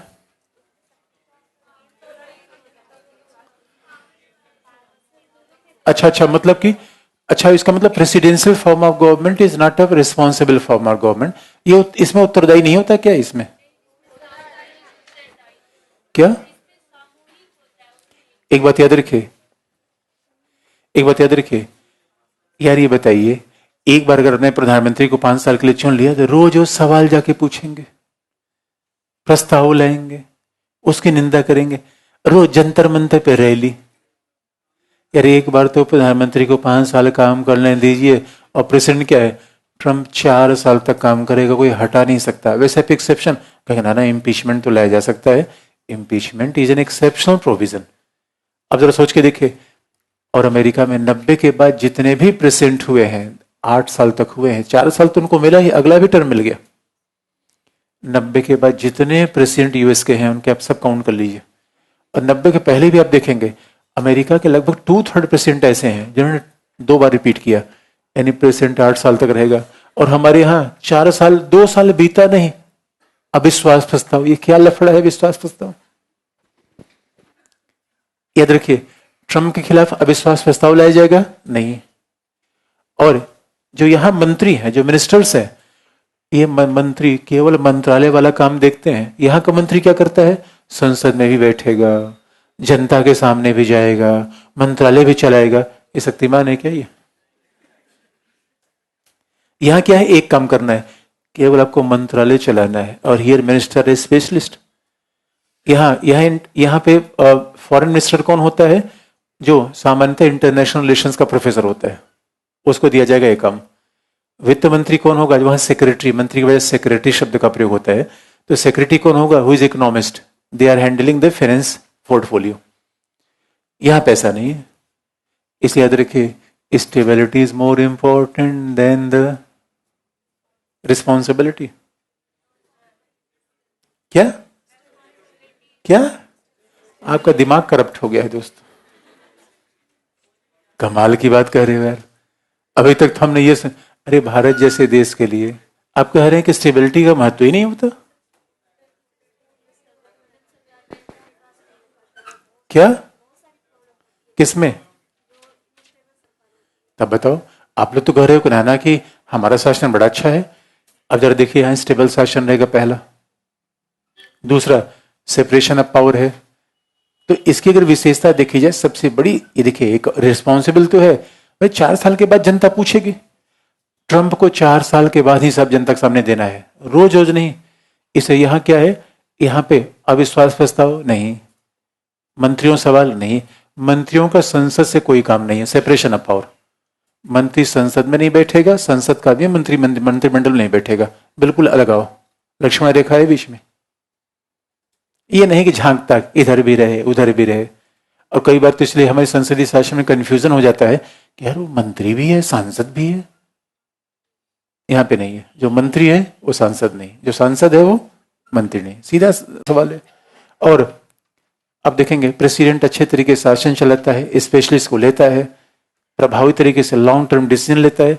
और यहाँ तो दोस्तों प्रधानमंत्री क्या हो गया है दोस्तों, हर तीसरे महीने पर एक चुनाव हो रहा है और कहा जाएगा वो सेमीफाइनल है, ये क्वार्टर फाइनल है, ये फाइनल है। अब सवाल है कि प्रधानमंत्री का काम क्या है, मध्य प्रदेश के चुनाव में जाके मगजमारी करना? दोस्तों इंडिया में हर दूसरे साल एक चुनाव हो रहा है और प्रधानमंत्री की पूरी एनर्जी कहाँ लग रही है? प्रधानमंत्री को फ्रांस, जर्मनी और यूएस जाना चाहिए या मध्य प्रदेश, राजस्थान? और दोस्तों यूपी का चुनाव है तो लोगों का अब ये क्वार्टर फाइनल है, एमपी का चुनाव तो सेमीफाइनल है। अरे कितना फाइनल कराओगे, अरे एक बात तो फाइनल कर लो। 4 साल में एक चुनाव करवाइए, उसके बाद सरकार को मजे से काम करने दीजिए। यहाँ भी, यहाँ तो दोस्तों दलों का पूरा भंडार है, महागठबंधन। यहाँ एक बात देखिए, प्रेसिडेंट का चुनाव हुआ उसके बाद पार्टी जैसे कोई चीज अब देख ही नहीं पाएंगे।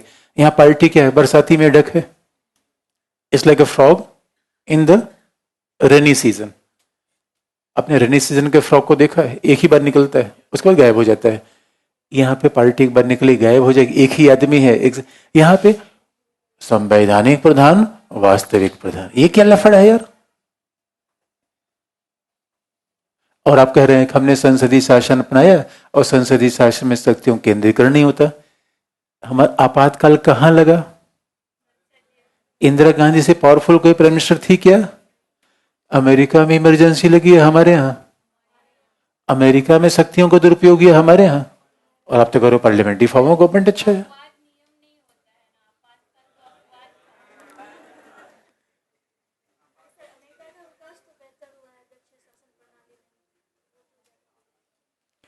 तो आप देखेंगे इसकी कुछ विशेषता है, जो इसकी विशेषता है उसकी खामी है, जो इसकी विशेषता है इसकी खामी है। लेकिन आप सही कह रहे हैं, ठीक है, पार्लियामेंट्री फॉर्म ऑफ गवर्नमेंट, क्योंकि उच्चतम न्यायालय ने बात कह दी, it is basic feature of our constitution. Parliamentary form of government हमारे संविधान का बेसिक लक्षण है। लेकिन यह भी सच है कि क्या पार्लियामेंट्री फॉर्म ऑफ गवर्नमेंट ने स्टेबिलिटी नहीं लाई जा सकती? कैसे? क्या बहुमत आप तय करेंगे? अजीब बात है। पार्लियामेंट्री फॉर्म में बहुमत से शासन लाया जा सकता है। अच्छा, यहां तक स्पष्ट है। तो आपको बता दें यहां का प्रॉफिट क्या है? स्टेबिलिटी पहला, स्पेशलाइजेशन दूसरा, यही यहां का घाटा है। लेकिन यहां का घाटा क्या है? शटडाउन, शक्तियों का संघर्ष, ये घाटा है। और शक्तियों केंद्रीकरण, ये घाटा है। लैक ऑफ रिस्पॉन्सिबिलिटी, ये थोड़ा घाटा है। तो एक के फायदे हैं, दूसरे के घाटे हैं। अब आप बताइए, संसदीय शासन में नियमित समय पर चुनाव हो सकता है? संसदीय शासन में नियमित समय पर चुनाव हो सकता है? निश्चित समय पर चुनाव हो सकता है या नहीं? क्या? अब अच्छा, यहां तक कुछ पूछना, आगे बढ़े? यहां तक कुछ पूछना, आगे बढ़े? अगर यहां कोई कंफ्यूजन हो तो बताइए। क्या? हाँ बताइए। वो तुम अलग से बता देंगे। अच्छा बता, पूछ लो।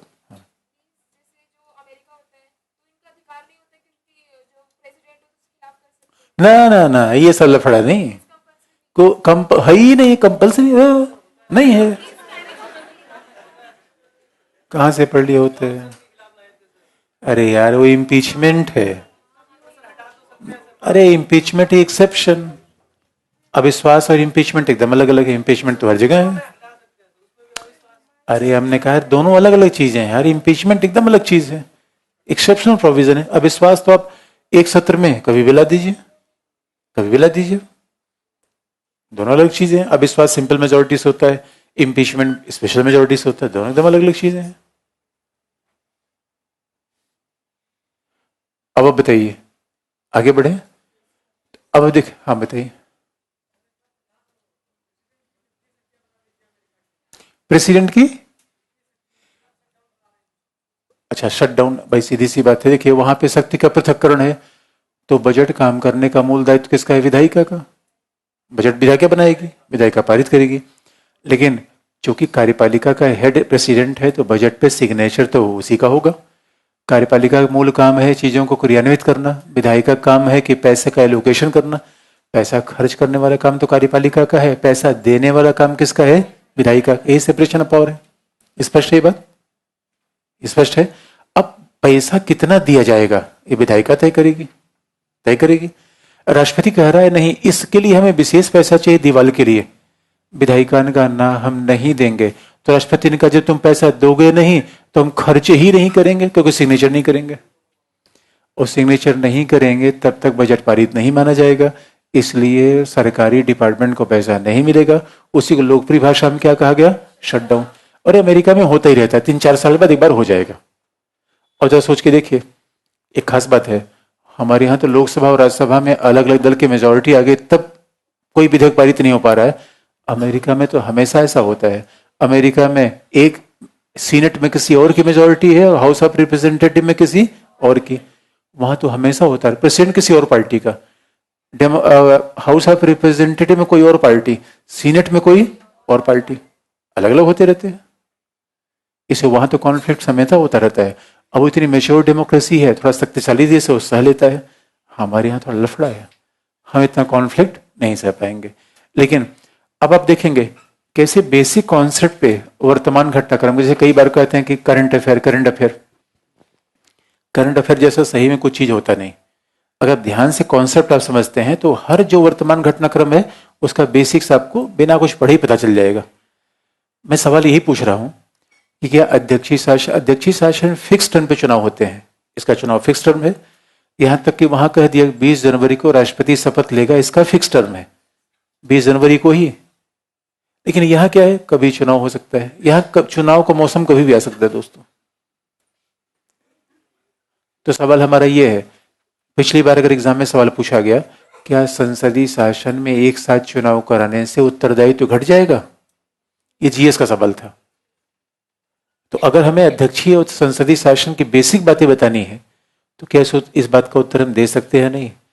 आप बताइए, पार्लियामेंट्री फॉर्म ऑफ गवर्नमेंट में एक साथ चुनाव हो सकता है? प्रेसिडेंशियल में पार्लियामेंट्री फॉर्म ऑफ गवर्नमेंट में एक साथ चुनाव हो सकता है या नहीं?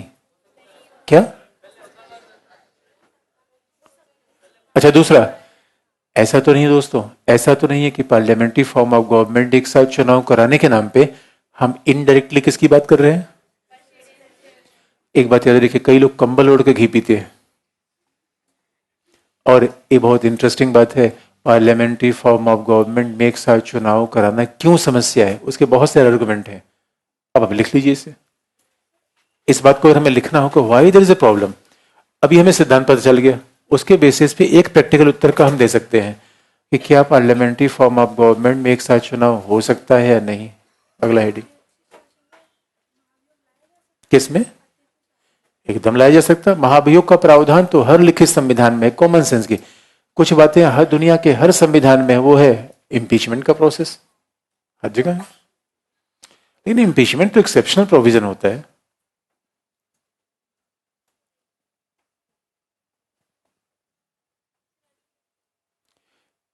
संसदीय शासन में साथ साथ चुनाव, the simultaneous elections in the parliamentary form of government. इस वर्तमान घटनाक्रम को देख के फिर संसदीय शासन पर लौटेंगे। इससे हमने एक सिद्धांत से वर्तमान घटनाक्रम को जोड़ दिया। संसदीय शासन में साथ साथ चुनाव, the simultaneous elections in the parliamentary form of government.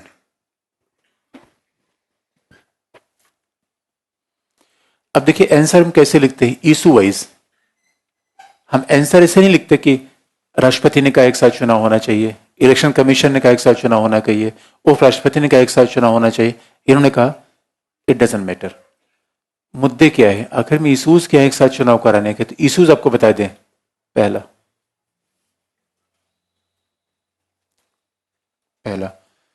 संसदीय शासन, पहला इशू होगा संसदीय शासन और एक साथ चुनाव, parliamentary form of government and the simultaneous elections.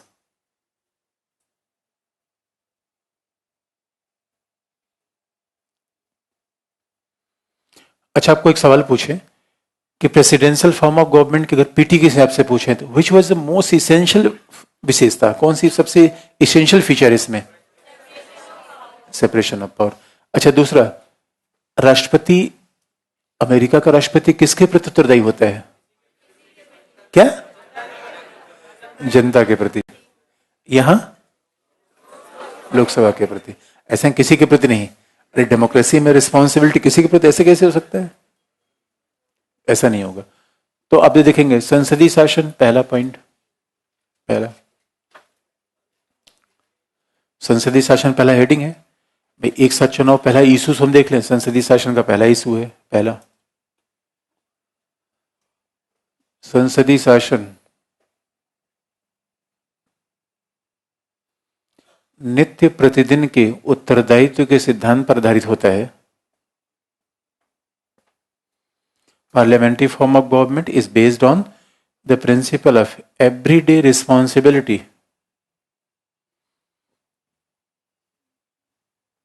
संसदीय शासन नित्य प्रतिदिन के उत्तरदायित्व के सिद्धांत पर आधारित होता है, जिसमें कार्यपालिका का कार्यकाल सुनिश्चित नहीं हो सकता।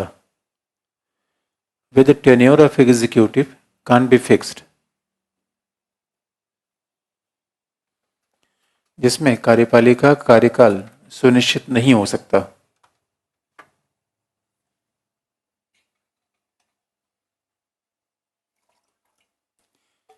इसलिए एक साथ चुनाव भी संभव नहीं है। Therefore, simultaneous elections are almost impossible.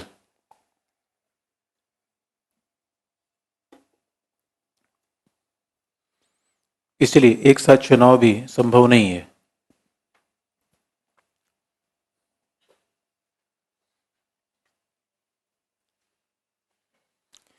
एक साथ चुनाव संभव नहीं है। तो अब साहब, अगर मान लीजिए कोई ये कहता है कि एक साथ चुनाव कर दिया तो भी प्रॉब्लम है, नहीं हो पाएगा, क्योंकि कभी भी आप सरकार के कार्यकाल को फिक्स कर ही नहीं सकते। अब कर्नाटका में अपने चुनाव करवा दिया, अब कर्नाटका में सरकार कब तक होगी ये निश्चित नहीं है। ये नहीं है, अगर आपको एक साथ चुनाव करवाना है तो नित्य प्रतिदिन के उत्तरदायित्व के सिद्धांत को बदलना ही पड़ेगा। फिक्स टर्म रिस्पॉन्सिबिलिटी लानी पड़ेगी। और फिक्स टर्म रिस्पॉन्सिबिलिटी किसकी विशेषता है?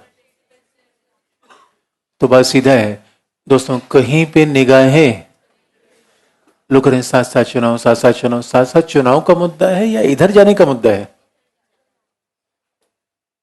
पहली समस्या है। दूसरा हम एक शब्द का प्रयोग कर रहे हैं, जब हम जिसको बताएंगे बाद में, संघात्मक शासन और साथ साथ चुनाव। दूसरा इशू है फेडरल फॉर्म ऑफ गवर्नमेंट, जिसको हम अलग से देखेंगे।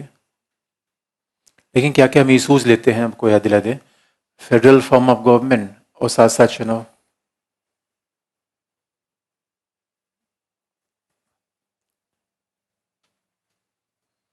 संघात्मक शासन और एक साथ चुनाव।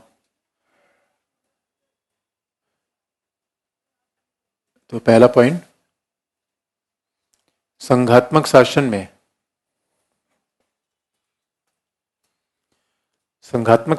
संघ और राज्य के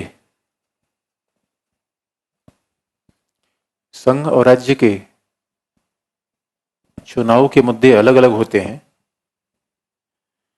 When the issues of election in the federal form of government varies from state to state. संघात्मक शासन में संघ और राज्य के चुनाव के मुद्दे अलग अलग होते हैं।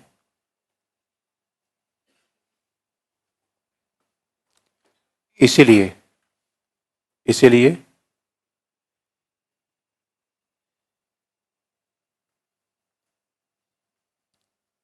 संघ और राज्य के चुनाव पृथक होने चाहिए।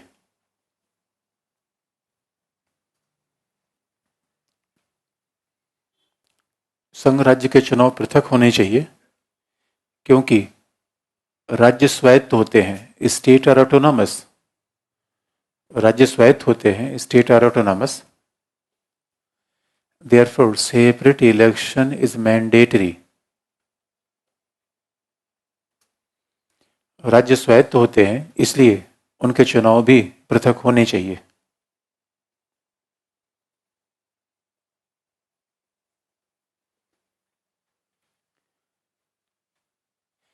एक खास बात आप देखेंगे, कई बार ऐसा होता है कि जब नेशनल इलेक्शन होता है तो रीजनल इश्यूज दब जाते हैं।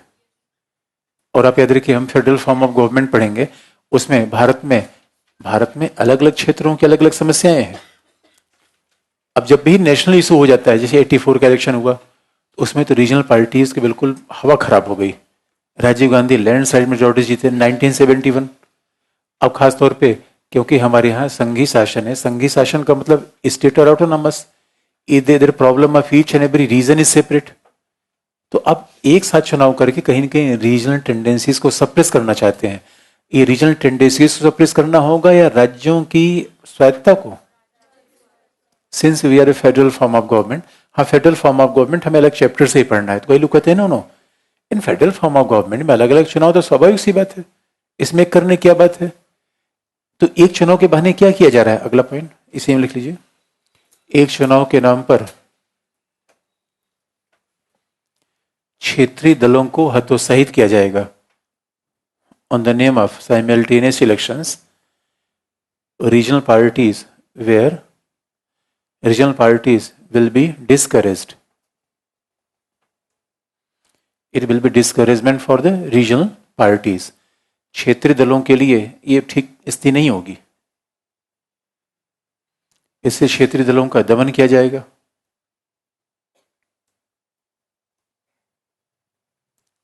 अगला हेडिंग है, क्या है? प्रशासनिक समस्या, एडमिनिस्ट्रेटिव प्रॉब्लम या संवैधानिक और प्रशासनिक समस्या, कॉन्स्टिट्यूशनल एंड एडमिनिस्ट्रेटिव प्रॉब्लम्स।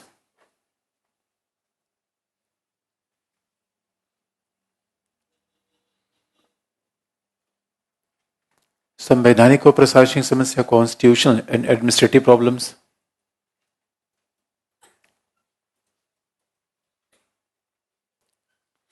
संवैधानिक और प्रशासनिक समस्या, तो पहला पॉइंट, एक साथ चुनाव के लिए संविधान संशोधन करना पड़ेगा। There is need of constitutional amendment for holding the simultaneous elections.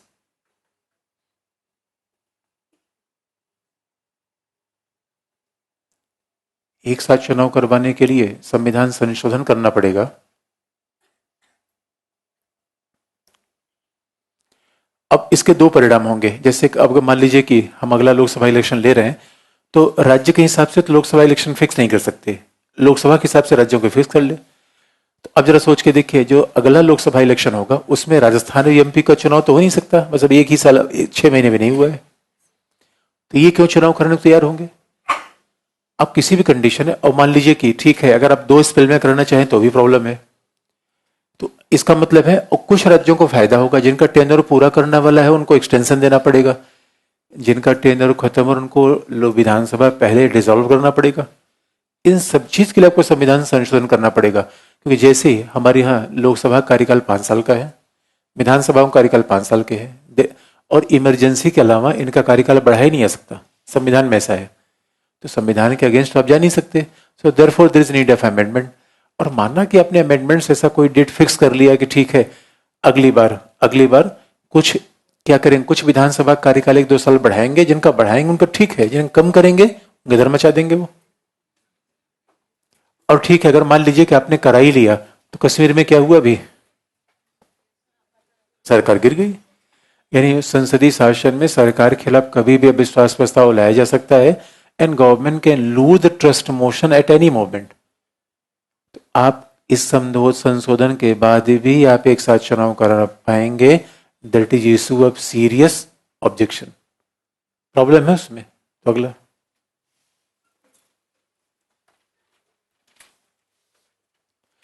इसके बावजूद, संविधान संशोधन के बावजूद भी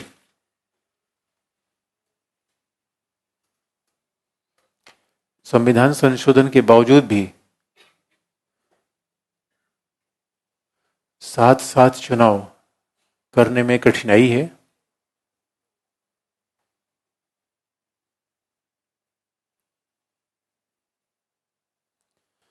साथ साथ चुनाव करने में कठिनाई है क्योंकि साथ साथ चुनाव करने में कठिनाई है क्योंकि कभी, क्योंकि सरकार कभी भी अपना विश्वास खो सकती है। Government can loss it's trust any time in the house. सरकार कभी भी अपना विश्वास खो सकती है।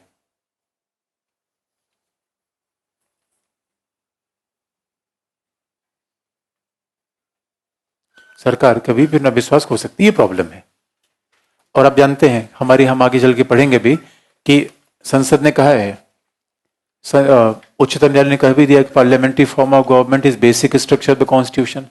बेसिक स्ट्रक्चर का मतलब है, आप याद रखिए, इस मकान में कोई चेंज करना हो तो दरवाजा यहां से यहां करेंगे, पिलर हटा देंगे। If you want to remove the pillars, pillar हटाएंगे, मकान को ढा देंगे अब। इसलिए there is some pillars of the constitution. तो उच्चतम न्यायालय ने कह रखा है कि भाई देखो, ये तो पिलर है, इसको आप हटा ही नहीं सकते। इसलिए आप देखेंगे हर मामले में एक साथ चुनाव करने में प्रॉब्लम आ रही है। लेकिन इसके आर्गुमेंट में फेवर में कुछ बोले, पहला तो ये अपने आप में, इसलिए एग्जाम में क्या पूछा गया, एग्जाम में थोड़ा सा एग्जामिनर ने ये नहीं कहा कि साथ साथ चुनाव कराइए न कराइए, उसने कहा कि क्या ये उत्तरदायित्व के खिलाफ जाता है, एक साथ चुनाव करना उत्तरदायित्व के खिलाफ है। इसका मतलब उत्तरदायित्व के खिलाफ तो लग ही रहा है, क्योंकि नित्य प्रतिदिन का उत्तरदायित्व नहीं होगा, 5 साल का उत्तरदायित्व होगा। लेकिन अब सवाल अगला आता है, ये बताइए दोस्तों, डेमोक्रेसी में चुनाव करवाना पर्पज है या सामाजिक न्याय? What is the ultimate objective of this democracy? Social justice. हमारा मूल पर्पज क्या है? सामाजिक न्याय। केवल चुनाव करवाना नहीं। We don't want to held the election for sake of elections. और हमारे यहाँ, हमारे भारत जैसे गरीब देश में तो हर साल हम चुनाव के मैदान में हैं। कभी पंचायत का चुनाव, कभी राज्य का चुनाव, कभी उपचुनाव, कभी लोकसभा चुनाव, नगर पालिका चुनाव। इसे कहते हैं चुनाव थकान, इलेक्शन फटीक। हम चुनाव देते थे तो थक गए हैं। अब यार सोच के देखिए, चुनाव में पैसा खर्च होना चाहिए या शिक्षा और स्वास्थ्य में? तो ये तो कोई जस्टिफिकेशन नहीं कि आप हर साल चुनाव कराते जाएंगे। अच्छा, अकाउंटेबिलिटी। अकाउंटेबिलिटी का मतलब क्या होता है?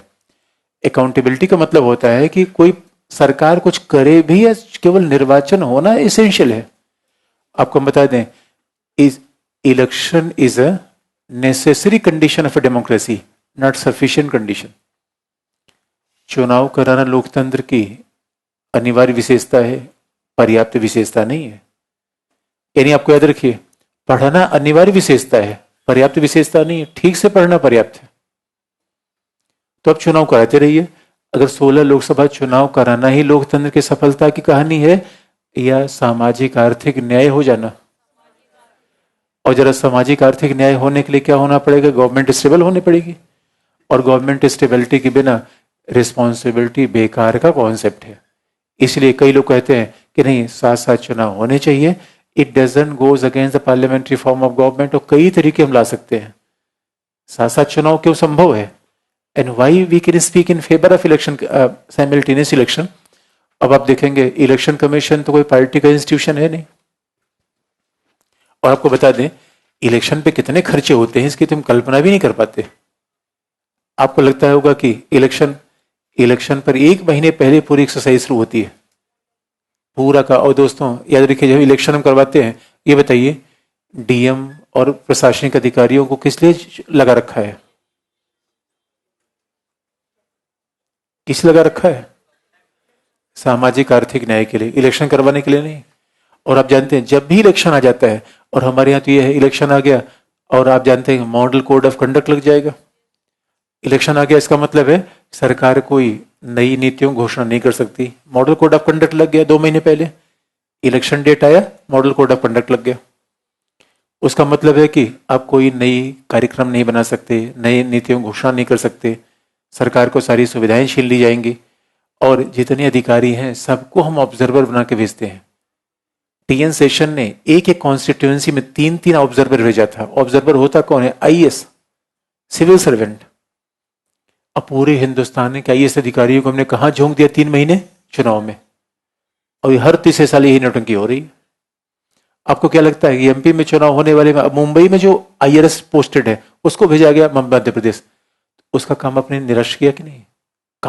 काम उसका लगाया था किसी और के लिए, आप कहीं और करवा रहे हो। जैसे टीचर सबसे पहले फंसता है चुनाव में, सरकारी टीचर। अब यार टीचर का काम पढ़ाना है, चुनाव करवाना है। अब उसका चुनाव करवा रहे हो आप अधिकारियों से। और एक बात याद रखिए, जब चुनाव हो जाता अधिकारी और किसी बात को सुनते नहीं, क्योंकि अगर चुनाव इधर उधर हो गया तो उनका फिर मामला गड़बड़ हो जाएगा, नौकरी तक खतरे में आ जाएगी। क्योंकि चुनाव बहुत जरूरी है, बाकी कोई काम कर ना पाए कोई नहीं पूछेगा, चुनाव में गड़बड़ हो गया पूरी नजर आ जाएगी। इसका मतलब हमारी डेमोक्रेसी का सबसे बड़ा काम क्या हो गया है? चुनाव करवाना। करवाइए चुनाव, करवाते रहिए रोज रोज। अब बताइए दोस्तों, और एक बड़ी इंटरेस्टिंग बात है, हमारे यहां फ्रांस में एक फर्क है। अच्छा, हम कई बार कहते हैं जब किसी व्यक्ति से पूछे कि क्या पार्लियामेंट्री फॉर्म ऑफ गवर्नमेंट में कोई चेंज होना चाहिए, ना ना बिल्कुल चेंज नहीं होना चाहिए। मुझे पूछो क्यों, तो 50 साल से प्रयोग कर रहे हैं, 50 साल से। बुद्धिमान आदमी इसका मतलब ये मानता है कि अच्छा ये बेवकूफी 50 साल से करता रहा है। जब हम ये बताते हैं कि ये काम मैं इतने साल से कर रहा हूं, इसके दो मतलब होते हैं। हो सकता है वो काम इतने साल से गलत तरीके से होता रहा हो, तो गलत तरीके से रहो, अब तो करेक्ट कर लो। 1956 में फ्रांस में चार्ल्स डिगोले आया और वहां भी संसदीय शासन प्रणाली अपना रखी थी, और रोज ही 12 साल में 24 चुनाव। चार्ल्स डिगोले शासन चल कि ये क्या ड्रामा चल रखा है। उनका सर ये पार्लियामेंट्री फॉर्म हो गए। डिगोले कहाँ से लिया? उनका इंग्लैंड से। उनका महारानी छोड़ो, ऐसा शासन अपनाओ इसमें ये नहीं रहेगा। We need stability of the government. और फ्रांस ने धन्य से परिवर्तन किया, 12 साल के एक्सपीरियंस बाद परिवर्तन कर लिया और तुरंत चेंज कर लिया। और हम 1989 से 2014 तक वो मजा लिए गठबंधन सरकार का दोस्तों, 25 साल देश हलाकान हो गया। मनमोहन सिंह प्रधानमंत्री थे, कुछ हुआ नहीं हुआ ये डाउट का विषय दोस्तों। 25 साल में दोस्तों, उस समय उदारीकरण, भूमंडलीकरण, पूरी दुनिया जिस समय चेंज हो रही थी, जिस समय हमारे पास अवसर था, हम चुनाव करवाने में लगे हुए थे दोस्तों। ये क्या ड्रामा है? चेंज करेंगे नहीं करेंगे? करेंगे नहीं करेंगे? अब करें पार्लियामेंट तो कैसे करेंगे? इधर अपना करिए, इधर में करेक्शन करके हो सकता है।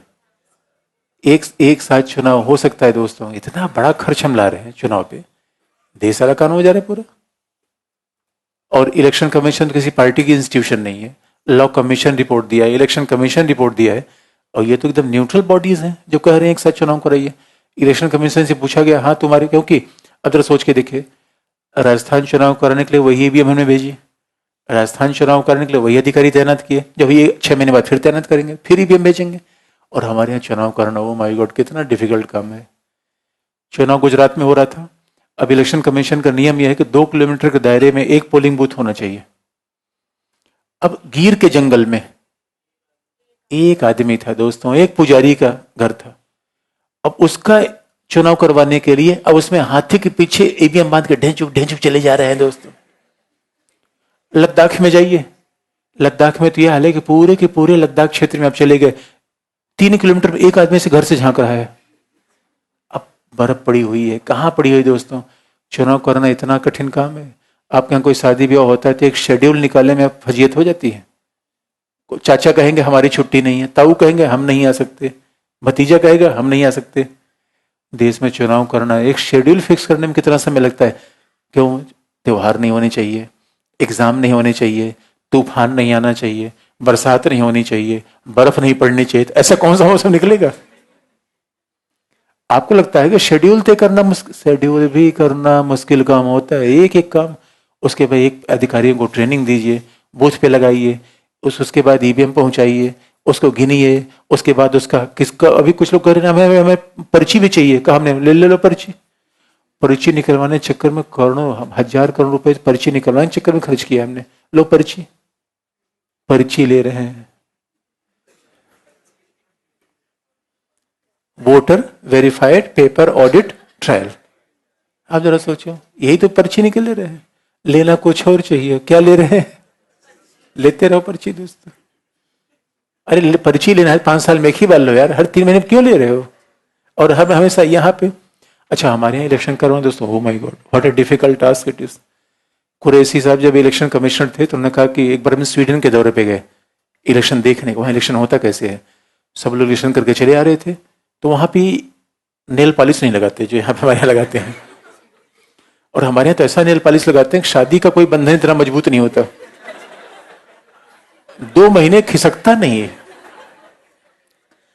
तो कुरैशी साहब ने वहां पूछा कि अरे ये चुनाव लेके आ रहे हैं, ये आपने ये नेल पॉलिश पर नहीं लगाया? वाई, क्यों? उनका दोबारा कोई वोट कर दे तो? How you can think? मतलब वो हैरान है कि आप सोच कैसे सकते हो ये बात। अब हम क्या बताएं, कैसे सोच सकते हैं दोस्तों?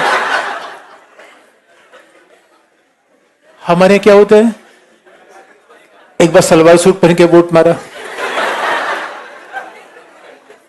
और एक बात रखे आई कार्ड बन गया दोस्तों, कोई यूज नहीं। क्यों? अरे फोटो आई कार्ड बन किसका मुंह हाथ दिखेंगे गांव में जाके?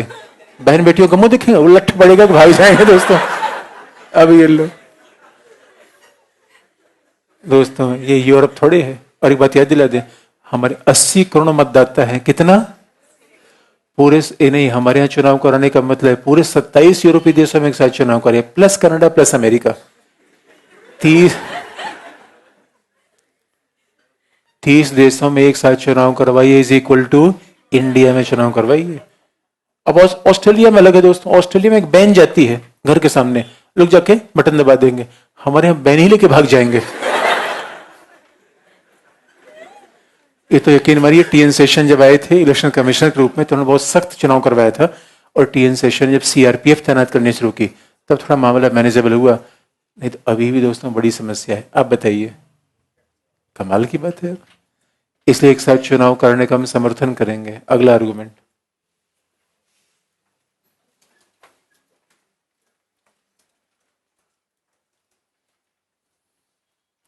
अगला हेडिंग है संसदीय शासन में परिवर्तन, change in the parliamentary form of government.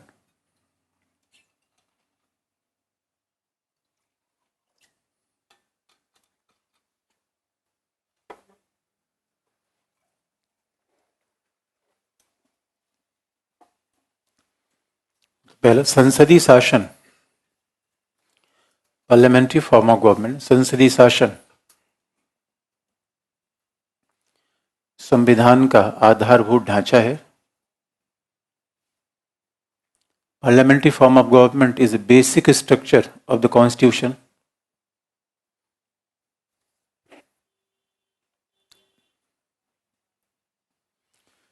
संसदीय शासन संविधान का आधारभूत ढांचा है,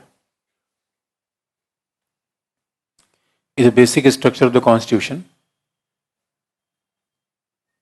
परंतु परंतु परंतु संसदीय शासन में स्थायित्व के लिए for making stability in the parliamentary form of government,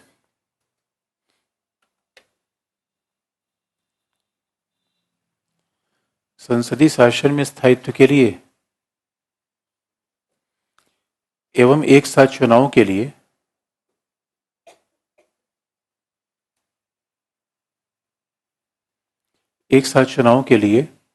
परिवर्तन आवश्यक है।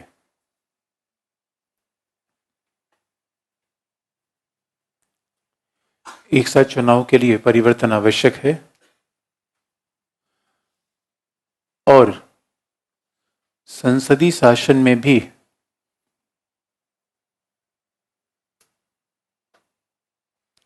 इन पार्लियामेंट्री फॉर्म ऑफ गवर्नमेंट, संसदीय शासन में भी स्थायित्व का निर्माण करके एक साथ चुनाव कराया जा सकता है। We can maintain stability in the parliamentary form of government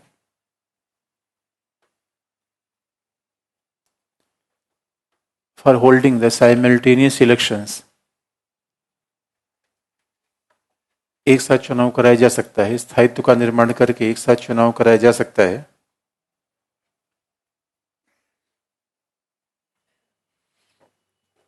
अच्छा, किसी ने कहा कि आजादी के बाद तो हमारे एक ही साथ चुनाव हो रहा था, फिर हमने बदल क्यों दिया? बदल नहीं दिया, ऐसा हो गया क्योंकि 1971 में पहली बार लोकसभा का प्रीमेच्योर डिसोल्यूशन कर दिया गया। इसका मतलब है, जिसे कहते हैं कि पहली बार हमने लोकसभा को समयावधि से पहले भंग कर दिया। इस वजह से 71 में बाद ऐसा हुआ कि पार्लियामेंट्री इलेक्शन पहले हो गया और राज्यों के इलेक्शन बाद में होने लगे। 71 तक ही साथ चल रहा था, 71 से अलग अलग हो गया। और ये कारण, पहला कारण ये है। दूसरा, आप देखेंगे राज्यों में गठबंधन सरकारें बनी, 67 के बाद तो कई राज्यों में कोलिशन गवर्नमेंट बने, और कोलिशन गवर्नमेंट का मतलब बहुत सारी पार्टीज ने मिलकर शासन किया और बहुत सारी पार्टी ने मिलकर सरकार बनाई, तो that doesn't became the stable government. उसमें क्या हुआ कि इंस्टेबिलिटी उत्पन्न हुई, अलग अलग चुनाव होने लगे। इसलिए व्यवहार में ऐसा आ गया, किसी ने किया नहीं, व्यवहारिक परिस्थितियों में ऐसा हो गया। तो अब इसीलिए अगर कोई भी चुनाव निर्धारित 5 साल की अवधि के पहले हो जाए तो इसे कहते हैं मिड टर्म इलेक्शन। इलेक्शन के भी कई प्रकार हैं। स्नैप पोल, स्नैप पोल का मतलब होता है कि निर्धारित अवधि से पहले चुनाव हो जाए। मिड टर्म इलेक्शन का मतलब होता है 5 साल की अवधि के पहले चुनाव हो जाए, मिड टर्म इलेक्शन। तो it was even 1971 in 1971 it was the first mid term election in Indian Lok Sabha. Lok Sabha के लिए पहला ये मध्यावधि चुनाव था, इस वजह से ऐसा हो गया। लेकिन हम इसके बावजूद संसदीय शासन में कैसे स्टेबिलिटी ला सकते हैं, देखिए उसका पहला एक जर्मनी का तरीका है। तो अगर हमें संसदीय शासन में स्टेबिलिटी लाना है तो एक बार अमेंडमेंट करिए, एक बार साथ चुनाव करवा दीजिए। हाँ, इसके बाद ये गारंटी तो नहीं है कि सरकारें अपना कार्यकाल पूरा कर पाएंगे, उसके बावजूद हम साथ चुनाव करके अच्छा व्यवस्था ला सकते हैं। उसलिए हमें करना क्या पड़ेगा, वी हैव टू, उसलिए क्या करना पड़ेगा, एक दो सिस्टम है जैसे जर्मनी ने अपना रखा है। अब जर्मनी तो इतना डेवलप देश है, जर्मनी इतना डेवलप देश है, फिर भी उसने क्या कर रखा है, उसने कॉन्स्ट्रक्टिव नो कॉन्फिडेंस मोशन का विचार अपना रखा है।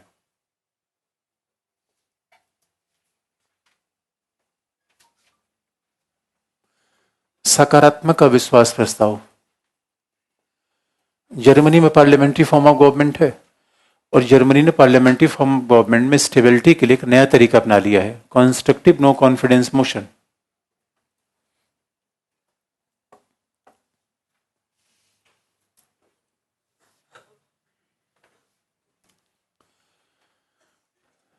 अब जो बात ध्यान देने की है, याद रखिए, जो हमारे नो कॉन्फिडेंस मोशन की बात है। अच्छा, पिछली बार देखिए आईएएस प्रीलिम्स कितना सरल सवाल पूछा गया था। अब मैं बार बार कहता हूं, अगर आईएएस के ऑब्जेक्टिव सवाल को देखेंगे तो हमेशा फंडामेंटल चीजें पूछ ली जाती है, एकदम से सिंपल। जैसे पूछा गया था कि अविश्वास प्रस्ताव का उल्लेख कहां किया गया है, यह इसका प्रीलिम्स का सवाल है, कहां किया गया है।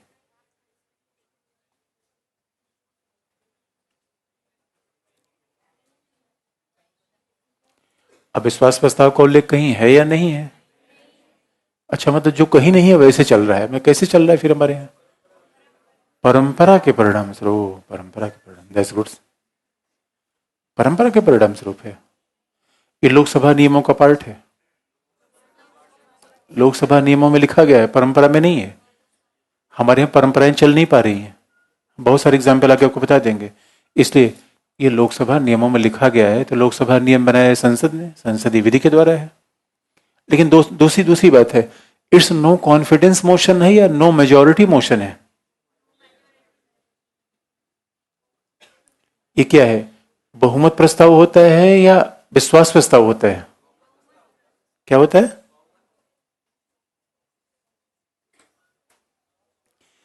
हमें क्या लिखना चाहिए, नो कॉन्फिडेंस लिखना चाहिए, नो मेजोरिटी मोशन लिखना चाहिए?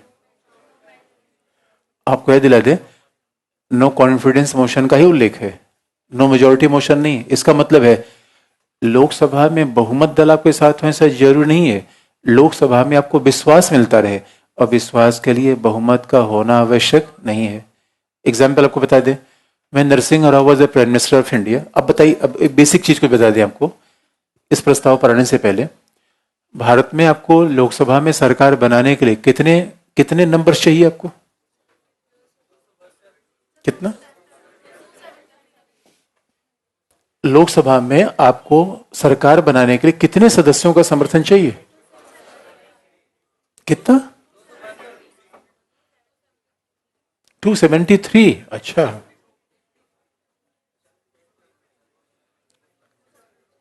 कुछ लोग कह रहे हैं 273, कुछ 272, मतलब मैं समझ नहीं पाया क्यों कैसा कह रहे हैं। क्या? अच्छा, आधे से अधिक। तो लोकसभा की संख्या कितनी है? 500। अच्छा, 545 का बहुमत चाहिए, तो आप कह रहे हैं बहुमत होता है आधे से एक अधिक। इस आधार पे आप कितना बता रहे हैं? 2। अच्छा है, क्या हम 543 क्यों ले? अच्छा अच्छा, तो आपको याद दिला दे, 545 का बहुमत नहीं चाहिए, मैं 500 और 543 का बहुमत इसलिए नहीं चाहिए, एंग्लो इंडियन वोटिंग नहीं होती, वोट वो करते हैं, इसलिए चाहिए सरकार बनने के बाद उनको जोड़ा जाता है। सरकार बनेगी तब तो अपॉइंट करेगी, और हर नई सरकार उनको अपॉइंट करती है 5 साल के बाद। इसलिए हमें मेजोरिटी चाहिए 272। लेकिन नरसिंह राव सरकार के पास, when he became the prime minister of India in 1991, he had a support of only 242 members। Congress में केवल 242 विधायक सांसद थे, उसके बावजूद सरकार 5 साल तक चल गई। कैसे? तो आपको याद दिला दें, इसलिए विश्वास मत की बात की गई, बहुमत मत की बात नहीं की गई है। और आप जानते हैं विश्वास मत कैसे पारित होता है? कुल सदस्य संख्या का आधे से उपस्थित सदस्य संख्या का आधे से ज्यादा। तो लोकसभा की सदस्य संख्या तो 453 है, लेकिन जब आपका अविश्वास प्रस्ताव लाया जाए तो उसमें 400 मेंबर प्रेजेंट है, बाकी बाइकआउट कर गए। और सरकार मैनेज कर लेती है, भाई तुम कम से बाहर तो हो जाना, उससे कुछ लेने देने पड़ेंगे, कुछ सुविधा देनी पड़ेगी दोस्तों, ऐसे कोई बाहर होगा नहीं। तो 400 है तो मेजोरिटी कितनी हो गई? 201। इसलिए this is known as a minority government, अपने नाम से अल्पमत की सरकार। Narasimha Rao government was a minority government, यानी आपके पास मेजोरिटी नहीं है तब भी आप चल सकते हैं, क्योंकि यहाँ क्या है, सदन में आपका विश्वास होना चाहिए, बहुमत नहीं होना चाहिए। ये बात ध्यान रखने की है। और ये संसदीय अधिनियम में लिखा गया है, ये पार्लियामेंट, इस संविधान में इस शब्द का प्रयोग कहीं नहीं है। संविधान में क्या है हम आपको आगे बता देंगे। अब नो कॉन्फिडेंस का मतलब अगर यहां बता दें, नो कॉन्फिडेंस, और आगे चल के हम सब बता देंगे कि सामान्य बहुमत क्या होता है, विशेष बहुमत, ये सब बेसिक बातें सबको बता देंगे। अब नो कॉन्फिडेंस का सीधा सा मतलब होता है आपने किसी में अविश्वास बता दिया, अविश्वास जता दिया, इसका मतलब उसको बाहर करना चाहते हैं। यानी लोकसभा ने किसी सरकार में अविश्वास जता दिया, और हमारे यहां सवाल है अविश्वास जता दिया, इसका मतलब सरकार को बाहर करना चाहते हैं। सवाल है कि सरकार को बाहर भी करेंगे या कोई सरकार बनाएंगे भी? पर्पज क्या होना चाहिए? हमारे यहां 1998 में अटल बिहारी वाजपेयी की सरकार थी, एक मत से गिर गई, एक मत से गिर गई। उसमें एक व्यक्ति ने बड़ा डिस्प्यूटेड वोट किया था। उस समय एक उड़ीसा के मुख्यमंत्री थे जो सांसद थे, लेकिन उसके बीच में मुख्यमंत्री के रूप में अपॉइंटेड हो चुके थे, लेकिन सांसद के पद से त्यागपत्र दिया नहीं था। फिर भी उन्होंने आके वोट कर दिया, because technically he was a member of parliament. लेकिन अगर आप मुख्यमंत्री के रूप में अपॉइंट हो गए तो आपको रिजाइन कर देना चाहिए था। उन्होंने वोट कर दिया, एक मत से सरकार गिर गई। उसके बाद कोई सरकार बनी नहीं, दोबारा चुनाव करने पड़े। हमारे यहाँ कई बार ऐसा हुआ है। तो सवाल है, अविश्वास प्रस्ताव सरकार गिराने की बात करता है, बनाने की बात नहीं करता। कंस्ट्रक्टिव क्या बात करता है? बनाने की भी। यानी कंस्ट्रक्टिव क्यों है?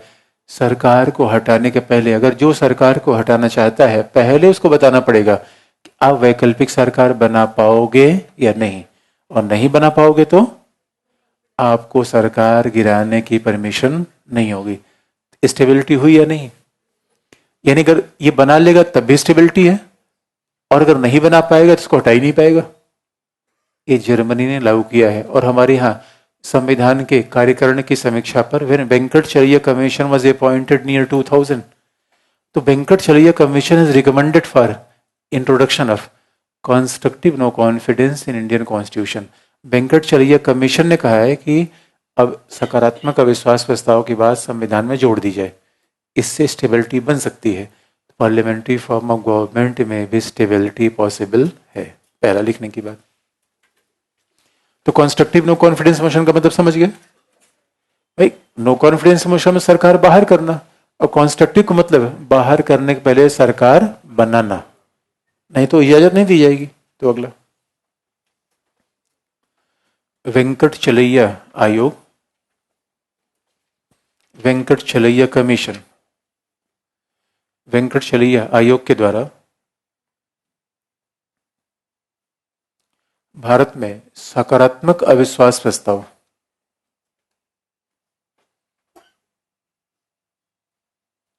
वेंकटचलैया आयोग के द्वारा भारत में सकारात्मक अविश्वास प्रस्ताव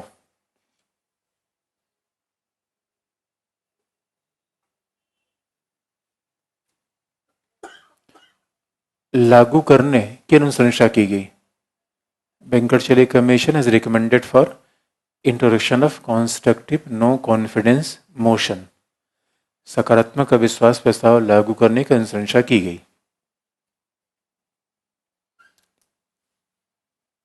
जिससे सरकार में स्थायित्व संभव है। Which can ensure stability in the government.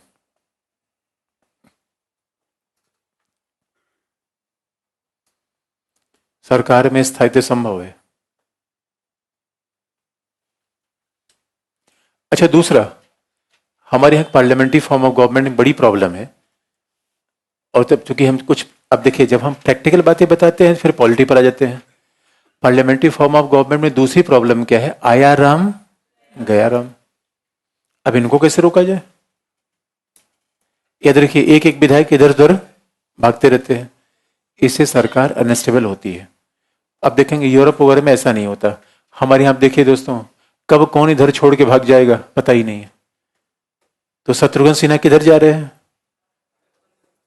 बाकी कीर्ति आजाद कहां चले गए? तो ये हमेशा चेंज होता रहता है। कांग्रेस कोई व्यक्ति इधर चाहे, अभी राजस्थान में चुनाव हो रहा था, कितने बीजेपी के लोग कांग्रेस में भागे, एमपी में। ये चुनाव देखते रहते हैं, मौसम देखते हैं पहले, किसका फेवरेबल मौसम है, वही तो कूद जाते हैं। और जनता भी कमाल के उन्हें चुनाव जिता देती है। कुछ मिनिस्टर्स इतने इतने होशियार हैं, बस उनको पता चलना चाहिए किधर हवा बह रही है, और उसी तरफ बैठ जाते हैं। भाई अब हम व्यक्तिगत नाम किसी क्यों लें, सभी लोग तो उसी धारा में है, तो व्यक्तिगत तो नाम लेना ठीक नहीं किसी का। लेकिन वास्तविक मुद्दा यह है कि आखिर में कैसे हम पार्लियामेंट्री फॉर्म ऑफ गवर्नमेंट की डेमोक्रेसी को ठीक करना चाहते हैं, तो कैसे ठीक करें, उसका हमारे पास एक दूसरा उपाय है। और दूसरा उपाय क्या है? एंटी डिफेक्शन एक्ट को ठीक करना है। तो अब जरा देखिए, एंटी डिफेक्शन एक्ट क्या है। अगर पार्लियामेंट्री फॉर्म ऑफ गवर्नमेंट में स्टेबिलिटी लाना है तो हमें दल बदल विरोधी अधिनियम को थोड़ा ठीक करना पड़ेगा। तो what is this anti defection act? अब इसके बारे में आपको बता दें।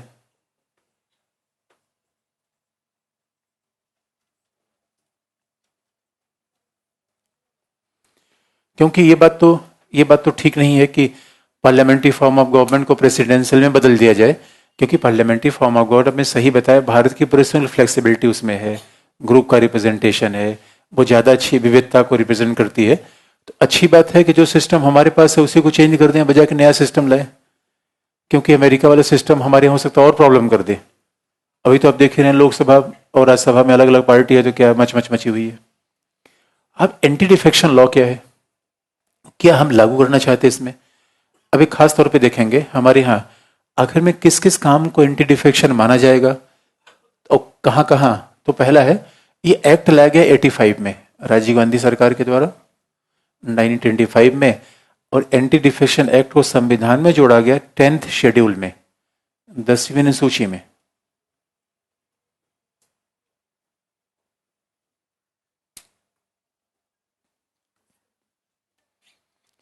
Anti defection act was included in the constitution in the 10th schedule।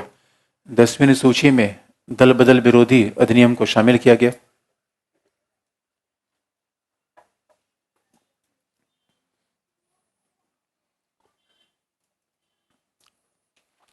पहले तो आपको ये बता दें कि एंटी डिफेक्शन एक्ट लागू किस पर होता है। ये हमेशा याद रखने की बात है, इलेक्टेड मेंबर ऑफ पार्लियामेंट पे, नॉन इलेक्टेड पे नहीं। ये किस पे लागू होता है? तो ये बात हमेशा ध्यान में रखने की है, elected MP and MLA, that is applicable over elected MP and MLA.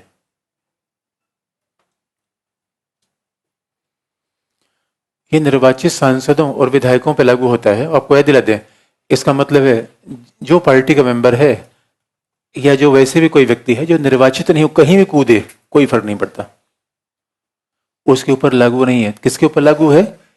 Elected MP and MLA, member of parliament. और जब उन्हें एमपी एमएलए कह दिया, इसका मतलब है कि इलेक्टेड है, पहला। दूसरा, एंटी डिफेक्शन किसके पे लागू होगा? पहला होगा पार्टी मेंबर पे,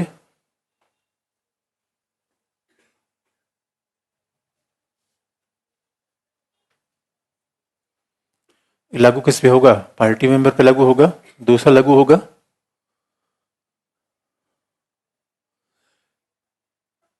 नॉमिनेटेड पे, नॉमिनेटेड पे भी लागू होगा। मनोनीत, तो it is applicable over the party member. यानी हमारे यहाँ 3 प्रकार के सांसद हैं। जब लोकसभा में आप जाएंगे 3 प्रकार के मेंबर आपको मिलेंगे। एक तो पार्टी के हैं, दूसरा क्या है? मनोनीत। लोकसभा में 2 एंग्लो इंडियन। एंग्लो इंडियन का मतलब आधा इंडियन आधा एंग्लो, हाफ हाफ। आधा इंडियन आधा एंग्लो का मतलब है कि जिनके, यानी ऐसा कोई पुत्र या पुत्री जिसकी मां भारतीय समुदाय से हो और पिता यूरोपियन समुदाय से हो, और उसके कॉकटेल के बाद होने वाला बच्चा क्या होगा? Anglo Indian. तो हमने थोड़ा सा बात ध्यान रखा क्योंकि हमारे यहाँ कई फ्रेंच आ गए थे, कई लोग हमारे यहाँ के बस गए, पुर्तगीज फ्रेंच इंग्लिश सब आके बस गए, और आके बस गए तो भारतीय महिला से शादी विवाह कर लिया। तो हमने थोड़ा सा उनको स्पेशल प्रिविलेज दे दिया कि अल्पसंख्यक होने के कारण, और इस वजह से भी कि तुमने हमारे ऊपर शोषण किया था, हम तुम्हारा शोषण नहीं करेंगे, हम तुमको सम्मान देंगे। तो हमारा तो साम्राज्यवाद खिलाफ जंग थी, अंग्रेजों खिलाफ, साम्राज्यवाद खिलाफ। गांधी ने कभी अंग्रेजों के खिलाफ जंग की बात की ना। हमारी जंग क्रिश्चियन खिलाफ नहीं थी, अंग्रेजों के खिलाफ नहीं थी, साम्राज्यवाद खिलाफ थी। तो नॉमिनेटेड। तीसरा होगा निर्दलीय, निरंकारी। निर्दलीय का मतलब क्या होता है?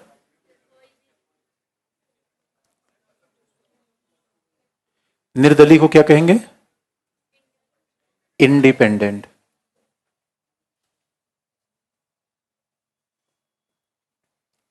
इंडिपेंडेंट, न उद्धव का लेना न माधव का देना।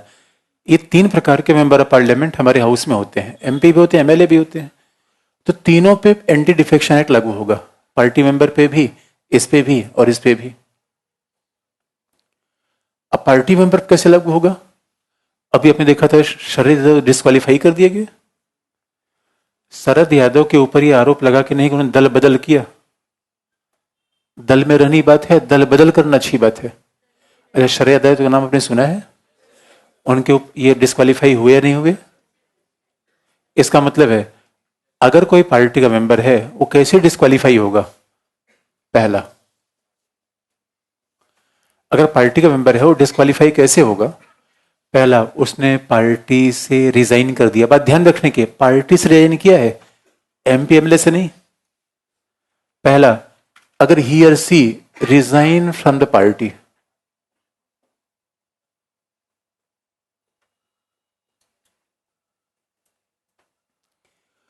अगर उसने पार्टी से रिजाइन किया, इसका मतलब है उसको विदाई कर दी जाएगी एमपी और एमएलए से भी। जबकि आप जानते हैं पार्टी का मेंबरशिप अलग है, एमपी एमएलए होना अलग है। पार्टी की मेंबरशिप पता नहीं कितने लाखों लोग हैं, हर व्यक्ति एमपी एमएलए थोड़े है। अगर कोई व्यक्ति अपने पार्टी को रिजाइन कर देगा, क्योंकि ऐसा क्यों माना गया है? क्योंकि एक व्यक्ति पार्टी के मैनिफेस्टो पे जीता है। Party before election each and every party declare it's manifesto, घोषणा पत्र जारी करती है। और हम चुनाव के पहले कभी घोषणा पत्र देखते ही नहीं दोस्तों, किस पार्टी ने क्या कहा है। हमारा तो चुनाव में मत देने का आधार ही अलग होता है, किसी ने पन्नी पिला दिया, जाके छाप दिया वोट। मैनिफेस्टो अपने पास रखे, कहीं पन्नी पे लिया, कहीं मुर्गा खा लिया, मतलब जो भी ऑप्शन हो सकता है वो हम ले लेते हैं। हमें पता होता है भाई इसके बाद तो आएगा नहीं, तो जो लेना है अभी ले लो। अब जनता और होशियार हो गई, पैसा कहीं और लिया, बटन दबा दिया कहीं और का। और कुछ लोग तो गांव में सबसे पैसा ले रहे हैं। हमने कहा यार तुम सबसे ले लो, उनका भैया इनसे ले लो, ये मिलेंगे कहां उसके बाद? उसके बाद वोट तो हम वही देंगे जहां चाहते हैं। Indian voter now becoming very clever. इसमें क्या, पहला, अगर पार्टी से रिजाइन कर दिया तो क्या होगा? संसदी से भी गया, पहला। दूसरा, पार्टी व्हिप के खिलाफ वोट किया, voted against the party whip.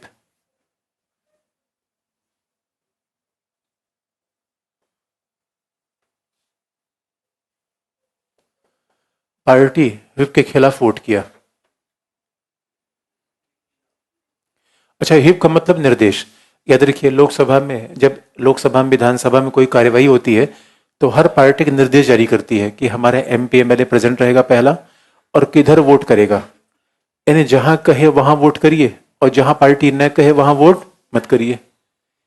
Party के खिलाफ जिसने भी वोट किया वो गया, वो गया। तीसरा, अब बताइए शरद यादव ने इसमें क्या किया था? शरद यादव ने पार्टी से रिजाइन किया था? नहीं। पार्टी व्हिप के खिलाफ वोट किया था? नहीं। किया क्या था?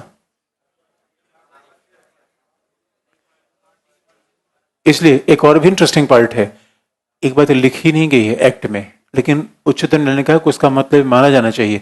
अब सवाल है, कोई पार्टी से रिजाइन तो नहीं कर रहा है, लेकिन पार्टी के रोज सेंक रहा है,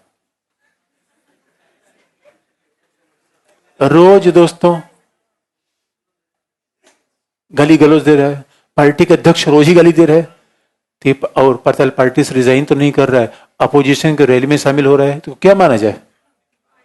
पार्टी विरोधी गतिविधि। यहां पर भी उसको बाहर किया जा सकता है। यद्यपि ये तीसरी बात एक्ट में नहीं लिखी गई है, लेकिन इससे इन्फर माना जाना चाहिए। और शरय यादव किसी आधार पर बाहर किया गया? पार्टी विरोधी गतिविधि के आधार पर। बार बार कर, ये एक्ट में लिखा नहीं गया है, इसे ऑब्जेक्टिव एग्जाम में आए तो तीसरा ऑप्शन नहीं होगा, व्यवहारिक रूप में तो हो सकता है। ऑब्जेक्टिव एग्जाम में आते याद रखते हैं, जो चीज लिखी गई उसी को ऑब्जेक्टिव में टिक करते हैं। तो if somebody is involve in activity which is oppose to the party,